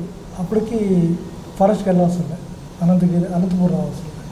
ఈమెకి ఎప్పుడైతే కీళ్ళ నొప్పి ఉందో ఇక మేము ప్రయాణం చేయలేదు, దళాల్లో అసలే తిరగలేదు. కాబట్టి ఆమె సిటీలో అంతకుముందు ఏదైతే APC work, printing and publishing ఉందో ఆ వర్క్లోనే ఉంటాము, సరిపోతుంది. నెలలు ఉంటాం కష్టం. అప్పటికేమని ఆదిరెడ్డి కలిశారు, సంతోష్ కలిశారు, గణపతి కలిశారు, రాజ్ కుమార్, వీళ్ళందరికీ పరిచయమే. వాళ్ళు వచ్చేవాళ్ళు టైప్ వర్క్ చేయించుకునేవాళ్ళు. వాళ్ళు ఏవో తీర్మానం పట్టుకొచ్చేవాళ్ళు, టైప్ చేసేది, బుక్స్ చేస్తుండేది. 3 ఉండేవాళ్ళు, డెల్ మెయింటైన్ చేసేది. ఇలాంటివన్నీ జరుగుతూనే ఉన్నాయి. ఈ జరుగుతుంది ఎప్పుడైతే ఎన్కౌంటర్ అయిపోయిందో మహేష్ వాళ్ళది, ఆదిరెడ్డిది, అక్కడి నుంచే కట్టింగ్ అనేది స్టార్ట్ అయింది. కట్టింది మహేష్ మాకు మెయిన్ కాంటాక్ట్ మాకు మహేష్ అంటే సంతోష్ రెడ్డి. ఇంకా తర్వాత ఏమైనా ఆర్థరైటిస్ ఇది వచ్చే తర్వాత ఇంకా మేము వాళ్ళు ఏం చేస్తారు, ఏపీసీలోనే వాళ్ళు కాంట్రాక్ట్స్ కట్ చేశారు. మీకు ఇక్కడ జరిగింది కాబట్టి ఇక సాధారణ అపాయింట్మెంట్స్ అని ఎగిరిపోయింది. ఇక నెక్స్ట్ ఇవన్నీ మిస్ అయితే ఏ అపాయింట్మెంట్కి వెళ్ళాలో ఆ రూట్లో వెళ్ళాలి. అంటే చీరాలలో ఒక అపాయింట్మెంట్, ఓపెన్ అపాయింట్మెంట్స్ రేటింగ్ ఉంటున్నాయి. అంటే ఓపెన్ అపాయింట్మెంట్స్ పోవడం, మనం జనరల్ అపాయింట్మెంట్, ఒక హోమ్ అపాయింట్మెంట్ ఉన్నాయి. అక్కడ లేటెస్ట్ పెడతాం, చూసుకోవడం. వీళ్ళు ఏమైనా అప్పుడు నల్లమలలో సీరియస్ ఎన్కౌంటర్స్ అయింది. మళ్ళా ముఖ్యంగా అక్కడ సెక్రటరీ ఎన్కౌంటర్ అయిపోవడం, సెక్రటరీ మాధవ్ ఎన్కౌంటర్, అది మేజర్ ఎన్కౌంటర్. అదేంటంటే లాస్ట్ ఎన్కౌంటర్ చిత్తూరు లాస్ట్. ఇక చిత్తూరు ఎన్కౌంటర్లో అయితే దాదాపు రాయలసీమ లీడర్షిప్ అంతా అక్కడే ఉంది. అందరు డీసీఎంస్, ఆర్సీఎంస్, రాష్ట్ర కమిటీ సభ్యులు, ఇక దాదాపు రాయలసీమలో ఎవరు మిగిలిన పరిస్థితి వచ్చేసి ఇంకా ఈ కండిషన్స్లో ఏంటంటే మనకు అపాయింట్మెంట్స్ అనేది వెళ్ళిపోతూ వచ్చాయి. ఇక మేము అక్కడి నుంచి ప్రయత్నం చేస్తూ వచ్చాం. అప్పటికి ఏమైపోయింది, ఆర్థరైటిస్ వచ్చింది. నెక్స్ట్ ఇయర్ డయాబెటీస్ వచ్చేసి డయాబెటీస్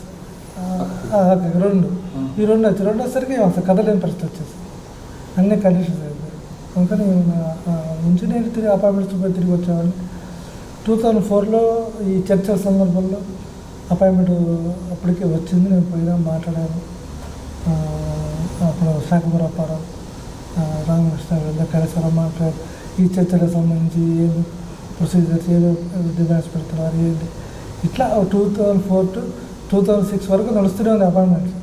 ఎప్పుడైతే ఈ నల్లమల్ల వెకెట్ అయిపోయిందో, వెకెట్ అయినప్పుడు ఈ అపాయింట్మెంట్స్ అనేవి కట్ అయిపోయింది. నల్లమల్లే మేజర్. ఇంకా ఈ చీరాల అపాయింట్మెంట్స్ పోయినాయి, హైదరాబాద్ అపాయింట్మెంట్ పోయినాయి. అది ఒక అపాయింట్మెంట్ సంబంధించి. ఏమో సంబంధించి వచ్చేసరికి ఏంటంటే ఇక ఎప్పుడైతే సిక్ అయిపోయిందో ఈమె దళాల్లోకి వెళ్ళాల్సింది, దానివల్ల క్యాన్సిల్ అయిపోయింది. అయితే అనంతపూర్ వెళ్ళాల్సింది. నెక్స్ట్ వాళ్ళ మహేష్ బ్రతుకున్నప్పుడు ఎన్కౌంటర్ జరగకముందు చెప్పింది అనంతపూర్ వెళ్ళాలని. నన్ను హుబ్లీ వెళ్ళాలన్నారు. మీరు హుబ్లీ వెళ్ళాలని, అక్కడ కర్ణాటక వర్క్ అవసరం ఉంది. ఇట్లా ఇటు పోస్తే అటు పోవచ్చు.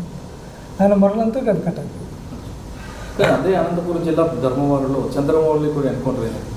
అది ఎలా మిస్ అయింది? అది వాళ్ళు కూడా అనంతపురం సంబంధమే లేదు.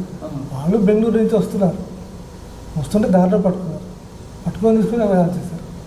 అనంతపురికి చంద్రమౌళికి సంబంధమే లేదు. ధర్మవరం అది ఎన్కౌంటర్ వల్ల అదే ఒక ఇప్పుడు పెద్ద ఎట్లయితే కట్టకు నుంచి నేను లోపడదాకా ఎట్లా వచ్చాను, ఆయన అట్లాగే ఏదో ట్రైన్లో ఫాలో అయిపోయి వచ్చి ఎక్కడో దగ్గర ఆయన దింపేసి కాల్ చేశారు. అంతేగాని అక్కడ అపాయింట్మెంట్స్ ఆయన అక్కడ వర్కే లేదు. ఆయనకి ఆ ఏరియా రాయలసీమలో ఆయనకి వర్కే లేదు, సందర్భం లేదు. ఎక్కడి నుంచో ఫాలో అయ్యి ఆయన కాల్ చేశారు. దాన్ని సంబంధం కానీ క్రమేపీ తీసుకుంటే చెప్తారు సెంట్రల్ కమిటీ వాళ్ళు మల్లత్ కోటేశ్వర గారు ఎన్కౌంటర్ అయ్యారు. వరుసగా పెద్ద లీడర్స్ ఎన్కౌంటర్ అవ్వడం అనేది పార్టీకి బాగా దెబ్బగానే భావించుకోవచ్చు. చాలా సీరియస్ దెబ్బ. అది ముఖ్యంగా సంతోష్ అంటే మహేష్, ఆదిరెడ్డి, నరేష్ చనిపోవటమే మేజర్ సెట్ బ్యాక్. వాళ్ళే మూర్ఖులు గుండకాయ పార్టీకి. నార్త్ తెలంగాణ, సౌత్ తెలంగాణ, నల్లమల వాళ్ళు కొట్టిన పిండి వాళ్ళకి. ప్రతి గ్రామము, ప్రతి ఊరు ఏంటి వాళ్ళు చెప్పగలరు. అలాంటి వాళ్ళ పర్సన్స్ పోవడం అనేది అది చాలా సెట్ బ్యాక్. నెక్స్ట్ వచ్చేసరికి నెక్స్ట్ వరుసలో సుదర్శన్ రెడ్డి చనిపోవడం. అక్కడ నల్లమల్లో పనిచేసిన అతను ఆజాద్ రాజ్కుమార్, ఆయన సెంట్రల్ గవర్నమెంట్ సభ్యులు రాజ్కుమార్ మాధవ్, ఈయన బల్లూరిలో చనిపోవడం. అంటే ఏంటంటే ముఖ్యంగా తెలంగాణ, ఆంధ్రాకి సంబంధించి బాగా తెలిసిన వాళ్ళు, రూట్ తెలిసిన వాళ్ళు చనిపోవడం అనేది ప్రధానంగా జరిగింది. ప్రసాద్, నల్లమల ప్రసాద్, మన నార్త్ ప్రసాద్లో అప్పుడే చనిపోయారు. నార్త్లో లీడర్షిప్ ఏం మిగలేదు, ఎక్కువ మంది ఎన్కౌంటర్ అయిపోయారు. దాంతో నార్త్లో ఎంతో జనంలో పాపులారిటీ ఉన్న జనంలో ఇప్పటికీ ఈనాటికి వాళ్ళ మాట మెమరేసుకుంటున్న లీడర్షిప్ లేకుండా అయిపోవటం వల్ల ఇక దెబ్బతింటుంది. అందుకని వెకెట్ అన్నారు, విత్డ్రా అన్నారు, సెట్ బ్యాక్ అన్నారు. ఇక సెట్ బ్యాక్ విత్డ్రా అనేది కంటిన్యూ అవుతుంది. లీడర్షిప్ కోల్పోవడం ప్రధానం. లీడర్షిప్ కోల్పోయిన తర్వాత కూడా కొన్నిసార్లు పోలీసుల మీద, నాయకుల మీద దాడులు కూడా జరిగాయి. మరి దీనికి ఎవరు యువకర్త అంటే అది యాక్చువల్గా అక్కడ లోకల్కి సంబంధం లేదు, వాళ్ళు లోపల నుంచి వస్తారు. ఇప్పుడు మీరు చెప్తున్న ఎన్కౌంటర్ అయిన తర్వాత కూడా బలిమేల ఇష్యూ జరిగింది. అవన్నీ అక్కడి నుంచి తీసుకుంటే ఇటీవల అరకులో జరిగిన ఇది లోపల డీకే సంబంధించిన ప్రోగ్రాంలో భాగంగా సెంట్రల్ కమిటీకి అంటే మీరు చెప్తున్నట్లుగా సెంట్రల్ కమిటీకి ఎలాంటి సంబంధం లేకుండా జరుగుతున్నాయి అంటే అరకులో జరిగిన ఎమ్మెల్యేని హత్య చేయడం కానీ, లేదా బలిమేల ఇష్యూ అవ్వచ్చు, మధ్యలో కరపత్రాలు వేయడం కానీ. అంటే బలిమేల లాంటివి ఏమో మేజర్గా సీసీ ప్రమేయంలో జరగదు. ఈ అరకు లాంటివి అయితే లోకల్గా స్టేట్ కమిటీ స్థాయిలో కావాలి. వాళ్ళకి అప్పటికప్పుడు నిర్ణయాలు తీసుకొని చేసి జరుగుతుంది. ఇప్పుడు లీడర్షిప్కి వస్తే కూడా ప్రాబ్లం ఎక్కడ ఉందంటే లీడర్షిప్లో కూడా ప్రజలతో నేరుగా సంబంధాలు ఉండి పరిస్థితులు అర్థం చేసుకొని ప్రోగ్రామ్స్ ఇచ్చేవాళ్ళు అతి కొద్ది మంది ఉన్నారు. ఎందుకంటే ఒకళ్ళిద్దరే ఉంటారు. ఎక్కువ మంది ఎలా ఉన్నారు, ప్రోగ్రామ్ ఇస్తే ఆ ప్రోగ్రామ్ అమలు పరుస్తారు. ఇగో ఈ 6 నెలలు ఈ పని చేయాలి, ఈ పని చేయాలి, ఈ పని ఆ పని చేస్తారు. కానీ ఈ పని చేసేటప్పుడు అక్కడున్న కండిషన్స్ ప్రకారం దీన్ని ఇంప్రూవైజ్ చేయాలా, ఏం చేయాలో వాళ్ళు ఆలోచించారు. ఇచ్చారు కాబట్టి చేయాల్సింది. అందుకని కొన్ని సంఘటనలు అలా జరుగుతుంటాయి. జనరల్గా పార్టీ ఎదగకపోవడానికి, పార్టీ ఎక్స్పాండ్ కాకపోవడానికి, పాత ప్లేసులు తిరిగి సంపాదించకపోవడానికి అదే మూల కారణం. ఇంకా మీరు చెప్పండి, మీరు చాలామంది దళాలతో తిరిగారు. రుద్దానం దగ్గర నుంచి అనంతపురం వరకు మా చెన్నైలో కూడా లేదు. మీ సహచరులు చాలామంది ఎన్కౌంటర్లు ప్రాణాలు కోల్పోయారు. మీకు బాగా దగ్గరున్న వాళ్ళు ఎక్కడ ఎన్కౌంటర్లు కోల్పోయారు, అప్పుడు మీకు అనిపించింది? అబ్బో, ఈ కపడ్డంగాల అందరు నాకు చాలా దగ్గర, చాలా స్నేహంగా, చాలా క్లోజ్గా కలిసి పనిచేసిన వాళ్ళమే అందరు పోయారు. అప్పుడు చాలా అప్సెట్ అయిపోయాను నేను. ఆ తర్వాత అక్కలు గిరిజక్క, పద్మక్క, గుణక్క, చిట్టక్క, అక్కలే ఒక గ్రూపు అదే ఎన్కౌంటర్ అయింది. అంతా లేడీస్కి సంబంధించిన మీటింగ్ అది. వాళ్ళంతా ఒక్కసారి ఎన్కౌంటర్ అయ్యేటప్పటికి నాకు చాలా అదొక బాగా అప్సెట్ అయిపోయింది. మేమంతా ఎలా ఉండేవాళ్ళం అంటే ఒక తల్లి పిల్లల్లాగా ఏది వచ్చింది కలిసి పనిచేసేలాగా, ఒకరికొకరు వేస్ట్గా టైం కాకుండా ఏదో ఒక పుస్తకం మీదనో దాని మీదనో చర్చ జరుపుకుంటూ అట్లా గడిపేవాళ్ళం. ఇక ఈ 2 జరిగేటప్పటికి నాకు కొంచెం అప్సెట్ లాగా అనిపించింది. ఆయన ఏం చేస్తాం, ఇంకా వాళ్ళ ఆశయాలను మనం ముందు తీసుకుపోవాలి అని అట్లాగే చేసుకుంటూ వచ్చాం. అలాగే సిటీలో వాళ్ళు ఉన్న వాళ్ళు కూడా నేను వస్తే చాలు, అక్క కనిపిస్తే చాలు అన్నట్టుగా ఉండేవాళ్ళం అన్నమాట. ఎందుకంటే అంత చిన్న వయసు వాళ్ళు వచ్చేవాళ్ళు. మేము చిన్న వయసే కానీ కొంచెం పెద్ద దాంట్లో ఉన్నాం కాబట్టి అక్క అయిపోయి వాళ్ళకి మంచి చెడు చెప్పడము, వాళ్ళు చదువుకున్న పుస్తకాల మీద డౌట్లు ఉంటాయి, సిటీలో ఉన్నవాళ్ళు డౌట్స్ ఉంటే ఆ డౌట్స్ క్లియర్ చేసుకోవడం, వాళ్ళకి చెప్పడం, వాళ్ళతో పాటు నేను నేర్చుకోవడం, ఇలా జరిగేది. ఇప్పుడు వరకు నేనంటే ఇప్పుడు వస్తే బాగుండు, మేము పోయి ఇప్పుడు చూస్తే బాగుండు అని ఎంతమంది అపాయింట్మెంట్ పెడుతున్నారో చూడడానికి. నేను బాగాలేను, హాస్పిటల్లో ఉన్నానంటే అట్లా ఆగిపోయారు.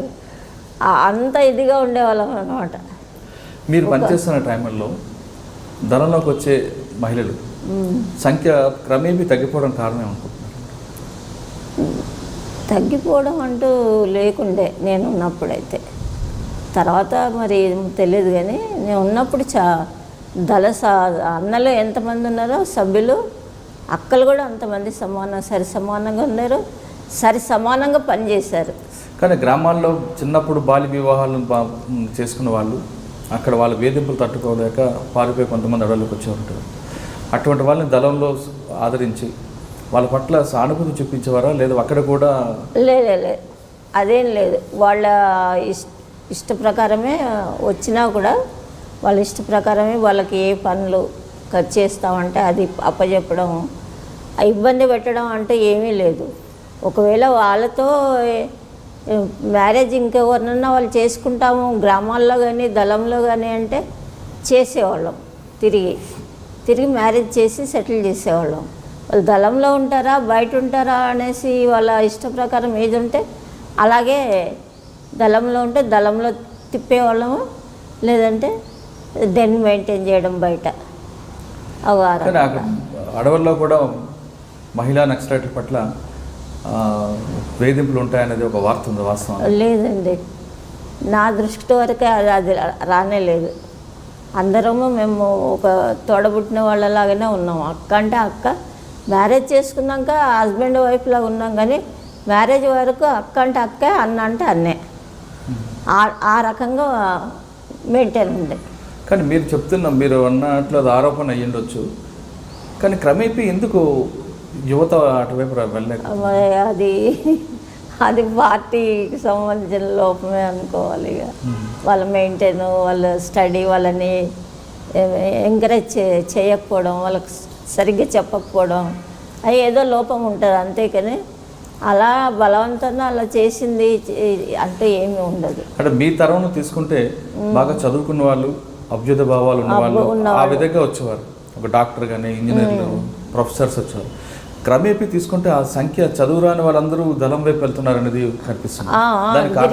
గిరిజనులు ఎక్కువ వచ్చారు కానీ వాళ్ళు ఏంటంటే ఈ అన్నలు అక్కలు మంచి పనులు చేస్తారు కాబట్టి వాళ్ళు చెప్పినవి మనం ఫాలో అవ్వాలి అన్నట్టుగా ఉండే. కొంచెం ఎంతైనా స్టడీ చదువుకున్న వాళ్ళకంటే కొంచెం వాళ్ళది ఇదిగా ఉండేది అనుకోండి. అంటే దీని కారణం ఏమనుకుంటారండి? అంటే ఇప్పుడు మీ తరం నుంచి తీసుకుంటే ఇక్కడ మీరు కొండపల్లి సీతారామయ్య గారి దగ్గర నుండి ఆర్కే వరకు, లేదంటే నల్ల ఆదిరెడ్డి గారు, ఇటువంటి చాలా అభ్యుదయ భావాలు, ఉన్నత చదువుకునే వారు వచ్చారు. వాళ్ళు పేద ప్రజల కోసం ఎక్కువ పోరాటం చేసేవారు. కానీ క్రమేపీ తీసుకుంటే ఊర్లో చదువులేని వాళ్ళు, లేదా ఏదో జులాయిగా తిరిగిన వాళ్ళందరూ కూడా వస్తున్నట్లుగా మనకి కనిపిస్తుంది. అంటే ఈ మార్పు కారణం ఏమనుకుంటారు? ఈ మార్పు చూస్తే ప్రాబ్లం ఏమవుతుందంటే, ఇప్పుడు నిర్బంధం వల్ల ఒక కారణం కావచ్చు, లీడర్షిప్ కూడా సరైన దృష్టి పెట్టకపోవడం వల్ల ఎడ్యుకేటెడ్ బాగా చదువుకునే వాళ్ళు ఫుల్ టైమర్స్కి రావటం అనేది చాలా తగ్గిపోయింది. తగ్గిపోయిన తర్వాత ఏమైంది, ఉన్న వాళ్ళ నుంచి కొంచెం బెటర్ పర్సన్స్ని సిటీస్కి పంపుతున్నారు. సిటీలో పోయేసరికి పోయిన వాళ్ళు ఇంటర్ చదివి 10th క్లాస్ చదివి ఉంటున్నారు.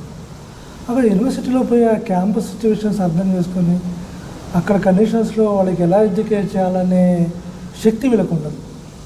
అందుకని ఇప్పుడు వస్తున్న ఆర్గనైజర్స్, డీసీఎంస్, ఆర్సీఎంస్ అందరూ కూడా హై స్కూల్ చదువు పిల్లలు.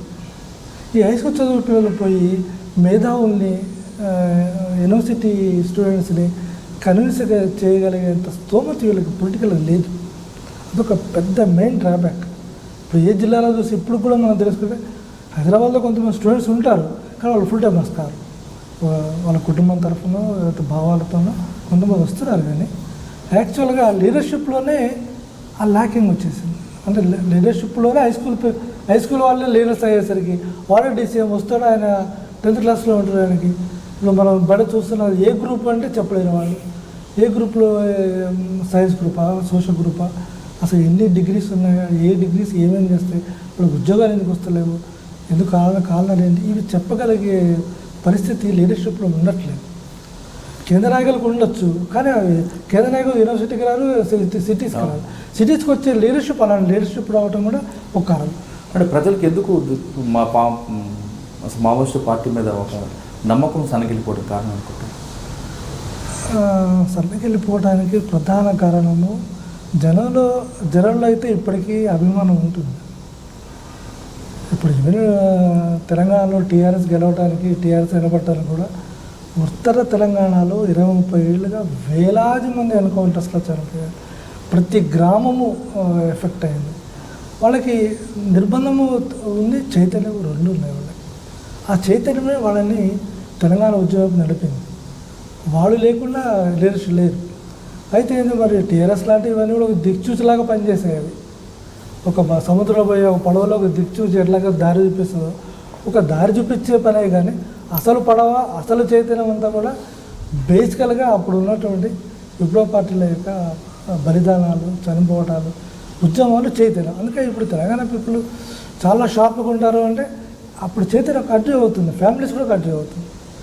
అయితే లీడర్షిప్ ఏంది, ఈ చైతన్యాన్ని వీటిని పొలిటికలైజ్ చేసుకొని వాళ్ళని ఫుల్ టైమర్స్గా తేవటానికి, లీడర్షిప్లో తేవటానికి తమ శక్తియుక్తులను ఉపయోగించలేకపోతున్నారు వాళ్ళని. గ్రామాల్లో కుల సంఘాలు ఎక్కువగా పట్టడం కూడా పార్టీ వైపు ప్రజలు ఎక్కువగా ఆసక్తి చూపడం కూడా ఒక కారణం అనుకోవచ్చు. అంటే ఎందుకంటే గతంలో మీరు పార్టీ నడిపే టైంలో, మీరు పార్టీలో ఉన్న టైంలో కుల సంఘాలు లేక గ్రామాల్లో ఏ సమస్య వచ్చినా అన్నల దగ్గరకు వచ్చేవారు. కానీ ఇప్పుడు కుల సంఘాలకి ఏ కులానికి ఒక సంఘం రావడంతో ఏ సమస్య వచ్చినా ముందు కుల సంఘంకి వెళ్తున్నారు. అది కూడా ఒక కారణంగా మనం భావించుకోవచ్చు. అవును, కుల సంఘాలు కూడా ఒక అంటే ఎప్పుడైతే రెవల్యూషనరీ చైతన్య భావజాలం ఉన్నటువంటి లీడర్షిప్ అక్కడ లేదో, ఇంకా వాళ్ళకి సమస్య పరిష్కారం కావాలి. ఎవరొకరు సరే కుల పెద్ద దగ్గరికి వెళ్ళిపోదాం అనుకుంటారు. లేదు ఒక ఆర్గనైజర్ ఉన్నాడు వచ్చి దీన్ని సాల్వ్ చేస్తారంటే అటు పోతారు. అంటే ఒక ఆల్టర్నేటివ్ లేక ఇంకో ఆల్టర్నేటివ్ లేక అందులో పడిపోతున్నారు. కుల సంఘాలు ముందు కూడా ఉన్నాయి కానీ ఇంత బలంగా లేదు. ఇప్పుడు బలం అయిపోయింది. ఇప్పుడు పెద్ద పెద్ద నాయకులు కూడా కులం చెప్పుకుంటేనే వాళ్ళు నాయకత్వం వహిస్తున్నారు. కులం చెప్పుకుంటుంటే ఆ కులం వాళ్ళనే వాళ్ళు పోగు చేస్తున్నారు, ఆ కులం వాళ్ళకి నాయకత్వం వహిస్తున్నారు. ఇది జరుగుతున్నది. ఇది డెమోక్రటిక్ చైతన్యం అనేది. మీరు పార్టీ ఎదగకపోవడానికి నాయకత్వ లోపం అని చెప్పి చాలా స్పష్టంగా చెప్తున్నారు. కానీ పార్టీ ఎంచుకొని లైన్ మార్చకపోవడం కూడా అదొక కారణం భావించుకోవచ్చు. ఖచ్చితంగా భావించాలి. ఎప్పుడూ పాతకాలంలో లైన్ పట్టుకొని వెళ్ళడం అనేది కరెక్ట్. ఎందుకంటే అర్ధపుడలు అర్ధ వలస వ్యవస్థ అంటాం. సెంట్రల్ గవర్నమెంట్ సభ్యుల నుంచి ఎవరు కూడా అర్ధపుడలు అంటే ఏంటో సరిగ్గా ఎక్స్ప్లెయిన్ చేయలేదు. ఒక్కోళ్ళు ఒక్కో తీరు ఎక్స్ప్లెయిన్ చేస్తారు. అర్ధపుడల్నే ఒక్కో సెంట్రల్ గవర్నమెంట్ సభ్యులు రాష్ట్ర గవర్నమెంట్ సభ్యులు ఒక్కో రకంగా ఎక్స్ప్లెయిన్ చేసేటప్పుడు ఇక కండిషన్స్ ఏమర్థమవుతాయి వాళ్ళకి? భారతదేశంలో రాష్ట్రాల్లో అంత ఎగుడు దిగుడుగా ఉంటుంది ఎకానమీ. చాలా వెనుకబడ్డ ఎకానమీ, చాలా అడ్వాన్స్డ్ ఎకానమీ ఉండే కొన్ని గ్రామాల్లో, చుట్టుపక్కల గ్రామాల్లోనే చాలా తేడా వస్తుంది. అంటే ఏంటి ఆ ఎకానమిక్ కండిషన్స్.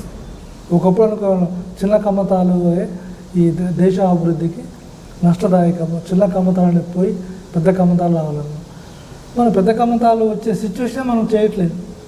ఎంతసేపు కమ్మతాలు ఇంకా డివైడ్ అయిపోతాను, ఇంకా మొక్కలు అయిపోతుంది. ఇక వ్యవసాయం పెరగకుండా నీవు అధికోత్పత్తి రాకుండా నీకు అన్ఎంప్లాయ్మెంట్ ఏది సాల్వ్ అవ్వదు. దానికి లింక్ అయి ఉన్నది. అన్ఎంప్లాయ్మెంట్కి, అధిక ధరలకి, అన్నిటికీ వ్యవసాయం లింక్ అయి ఉన్నది. ఇప్పుడు ఇది చూడగలిగే పరిస్థితి లేకపోవడం, పార్టీకి ఆ విజన్ లేకుండా పోయింది. ఇప్పుడు పార్టీ నాయకత్వంలో ఎవరు ఎక్కువగా దీన్ని వెనకేసుకొస్తున్నారు? దీన్ని పార్టీ వెదకపోవడానికి వాళ్ళు ఎంచుకొని లైన్ అనేది మీరు లైన్ తప్పసగల సెంట్రల్ కమిటీలు ఎవరు ఎక్కువగా వ్యక్తుల కన్నా కూడా వాళ్ళు అర్ధఫూడలు అనే దాన్ని మళ్ళీ వాళ్ళు తిరిగి నిల్వ చేసుకోవాల్సిన అవసరం ఉన్నది. ఈ అర్ధఫూడలు అనేది అన్ని చోట్ల అర్ధఫూడలు లేదు. కొంచెం బ్యూరోక్రటిక్ సిస్టమ్ ఉంది. అంటే ఇంకా పార్టీ వ్యవహారం పక్కన పెడితే మీ అర్ధాంగి వినోదన్ గారు అలియాస్ భారతక్క ఆరోగ్యం చెడిపోవడానికి కారణం ఏంటి? అసలు ఏం అనుకున్న ప్రాబ్లం ఏంటి? యాక్చువల్గా 2000లోనే ఆమెకి రొమటైడ్ ఆర్థరైటిస్ అనేది ఎఫెక్ట్ అయింది. అప్పటి నుంచే ట్రీట్మెంట్ అనేది సీరియస్గా చేయాల్సి ఉండేది. తర్వాత నెక్స్ట్ డయాబెటీస్ పేషెంట్, రెండు అయినాయి. 2004లో మేము చర్చ సందర్భంగా కూడా ఈమె ఫారెస్ట్ తీసుకెళ్ళాలనుకున్నాం. ఈమె లోపల నడిచే పరిస్థితి లేదు. ఎంతో అడవుల్లో తిరిగినామే. అడవుల్లో ఉన్న 20 ఏళ్ళలో ఆమెకు జ్వరం కూడా రాలేదు. అంత హెల్త్, అంత స్ట్రాంగ్ హెల్త్ ఉండేది. అలాంటిది లోపలికి వచ్చే అవకాశం. శాఖపురం అప్పారావు రవి వాళ్ళు ఏమైనా అక్కని తీసుకునే లోపలికి మేము చూస్తాము, మేము ఉంటాము అన్నారు. కానీ ఈమె అప్పుడు దిగి లోపలికి వచ్చే అవకాశం లేదు. అందుకని ఆ ట్రీట్మెంట్ అట్లా అనారోగ్యం అనేది అది మొదలైపోయి ఇక దాంతో ఈ అపాయింట్మెంట్స్ ఎగిరిపోవటం, వీటితో ఇక మేము రకరకాల వృత్తులు ఏదో ఒక ఆదాయానికి సంబంధించి పనులు చేసుకోవటం, అందుకు కొంచెం మానసికంగా చాలా దెబ్బతింటాయి. ఈ దెబ్బతిన క్రమంలో మందులు మాత్రం ఆపలేదు. యాక్చువల్గా ఇది ఇప్పుడు ఈరోజు వచ్చిన CML అంటే బ్లడ్ క్యాన్సర్ అనేది ప్రధానంగా డాక్టర్స్ చెప్తున్నది ఏంటంటే రొమటైడ్ ఆర్థరైటిస్కి ఏ టాబ్లెట్స్ వాడాము 20 ఏళ్ళుగా ఒకే టాబ్లెట్ మీరు వాడటం వల్ల HQS 200 ఒక టాబ్లెట్ ఉంది. ఆ టాబ్లెట్ 20 ఏళ్ళు బట్టి అదే వాడుతూ వచ్చింది. మధ్యలో డాక్టర్స్ వాటి ఇది ఆపండి అని చెప్పేవాడు లేదు. పాత కంటిన్యూ చేయడం కాదు. ఇప్పుడు తీరా ఆమె క్యాన్సర్ వచ్చిన తర్వాత క్యాన్సర్ వచ్చి 1 ఇయర్ అయింది. యాక్చువల్గా జస్ట్ మా సరెండర్కి ఒక వారం ముందు క్యాన్సర్ అనేది మాకు రుజువు అయింది. అప్పుడు హాస్పిటల్కి మన MNG హాస్పిటల్ వరకు డాక్టర్స్ ఏమంటే ఈ HQS అనేది మీరు ఇన్ని సంవత్సరాలు ఎట్లా వాడారు, ఎవ్రీ మంత్కి దీన్ని రివ్యూ చేసుకోవాలి. అది కంటిన్యూ అయిపోవడం వల్ల ఆమె మొత్తం దెబ్బతీసింది.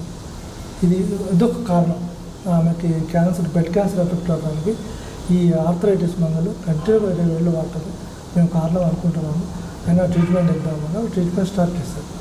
ట్రీట్మెంట్ స్టార్ట్ చేసిన ఒక 3-4 నెలలకి లివర్ ప్రాబ్లం వచ్చేసి ఆ లివరు సిరోసిస్ ఆఫ్ లివర్ అన్నారు. అప్పుడు టెస్ట్లు చేయించాం.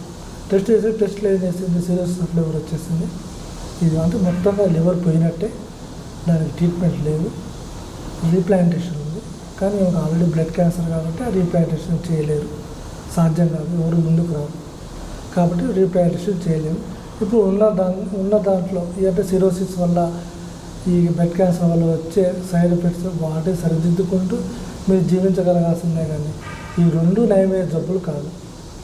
అయితే ఇప్పుడు ప్రధానంగా ఆమెకు సిరోసిస్ చాలా ఇబ్బంది పెడుతుంది. వాటర్ చేరిపోవడం, కడుపు నిండా కాళ్ళకి ఒకరోజు 6 లీటర్స్ వాటర్ ఒంట్లో తీస్తారు. అంత డేంజర్గా ఉంది. అది చాలా బాధ పెడుతున్న అవసరం. ట్రీట్మెంట్ తీసుకుంటున్నాం కాబట్టి ఇక డాక్టర్స్ ఏమంటున్నారు, 6 నెలల సంవత్సరమా మేము చెప్పలేమంటున్నారు. అది సిరీస్ ఆఫ్ లివర్ అనేది చాలా డేంజర్ జబ్బు. అది బ్లడ్ క్యాన్సర్ కాబట్టి అది దానివల్ల ఇది వచ్చింది కాబట్టి ఇంకా దేనైనా అవి డ్యామేజ్ చేయొచ్చు అని ఇప్పుడు మామూలుగా నిమ్స్లో సిఎంఎల్కి ట్రీట్మెంట్ తీసుకుంటున్నాను. తర్వాత సిరోసిస్ ఆఫ్ లివర్తో గాంధీ హాస్పిటల్లో ట్రీట్మెంట్ తీసుకుంటాను. గాంధీ హాస్పిటల్లో వెళ్ళిన తర్వాత చాలా బెటర్ అయింది.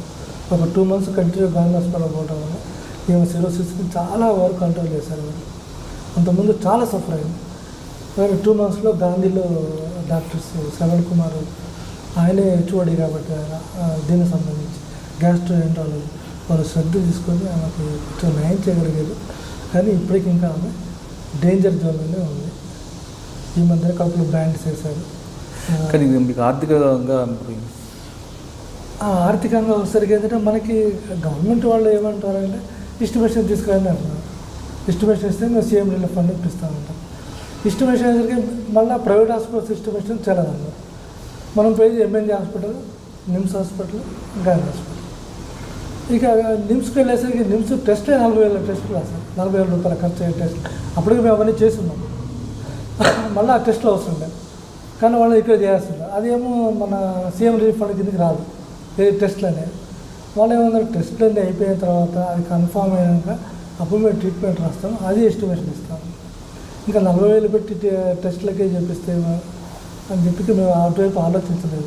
ఇక ఏమైనా మా దగ్గర డబ్బులే మనం ఖర్చు పెట్టాం. ఇప్పటికీ 4 లక్షల రూపాయలు మా జోబుల నుంచి మేము ఖర్చు పెట్టుకున్నాం. కానీ మీ లొంగిపోయిన ద్వారా ప్రభుత్వం మీకు సహకరించింది. ఆ ఇచ్చిన డబ్బులే మేము ఖర్చు పెడతాం. ఇప్పుడు దాదాపు ఇచ్చిన 5 లక్షలు, నాకు 8 lakhs ఇచ్చారు. అందులో 4 లక్షలు ఆమె ట్రీట్మెంట్కే ఖర్చు ఇప్పటి వరకు. ఇంకా అవుతుంది. అదే దానికే మేము విచారించట్లేదు.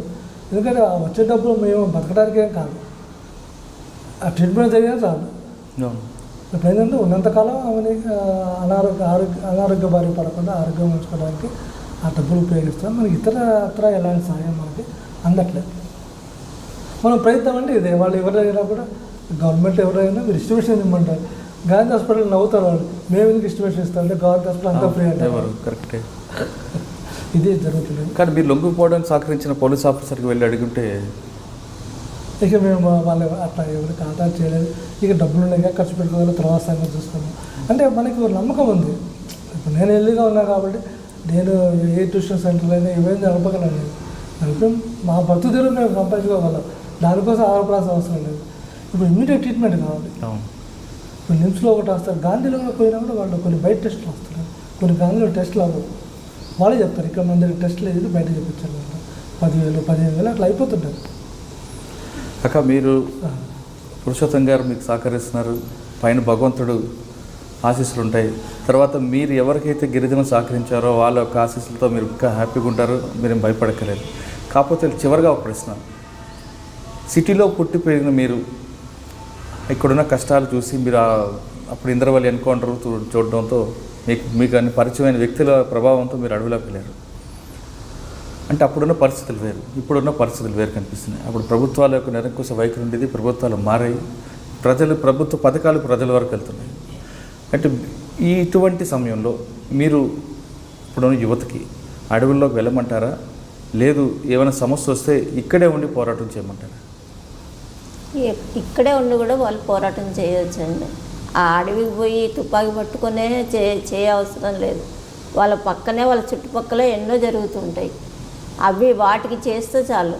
వాళ్ళున్న స్టడీ చదువుతూ, వాళ్ళున్న వర్క్ చేస్తూ, ఇతరులకు కొంచెం సహాయం ఉంటే చేస్తే అదే చాలు. వాళ్ళు ఏ పరిస్థితుల్లో ఉన్నారు, నువ్వు తుపాకీ పట్టుకొని చేయ అవసరం లేదు. ఈ దగ్గరుండి కూడా మామూలుగా ఉండి కూడా చేయొచ్చు. అలా మీ సమస్య ఏమైనా ఉంటే అడవిలోకి వెళ్ళి తుపాకీ పట్టుకొని పోరాటం చేయక్కనే అవసరం లేదంటున్నారు వినోదిని అలియాస్ భారతక్క. మీరు ఇక్కడ ఉండి సమస్య ఎదురొచ్చినప్పుడు ఇక్కడ చుట్టుపక్కల కాకుండా ఇక్కడ మీ ఎదురుగున్న సమస్యని ఇక్కడే ఉండి పరిష్కారం చేయొచ్చు, దానికి తుపాకీ పట్టాల్సిన అవసరం లేదంటూ ఇప్పుడు యువతకి వినోద్ సూచిస్తున్నారు. ఇది ఈ వారం వినోద్ గారితో పురుషోత్తం గారితో ఎక్సలెంట్ ఇంటర్వ్యూ. వచ్చే వారం మరో గెస్ట్తో మళ్ళీ కలుద్దాం. అంతవరకు నమస్కారం. మీరు చూస్తున్నారు ఐ డ్రీమ్ న్యూస్ని. మీరు చూస్తున్నది I dream news. For more videos, please subscribe to iDream. అంటే కళలని నిజం చేస్తూ ప్రజలకి నిజాలని కళల ద్వారా తీసుకొచ్చే ఐ డ్రీమ్కి మై బెస్ట్ విషెస్. మీరు చూస్తున్నది ఐ డ్రీమ్ న్యూస్. మీరు చూస్తున్నారు I dream channel. For more videos, please subscribe iDream. మరిన్ని వీడియోల కోసం ఐ డ్రీమ్ని సబ్స్క్రైబ్ చేయండి. Please subscribe I dream. And I'm very much satisfied with the way interview went on. Kindly subscribe to iDream. For more videos, subscribe to iDream. And loads of fun entertainment and content. Do watch I Dream.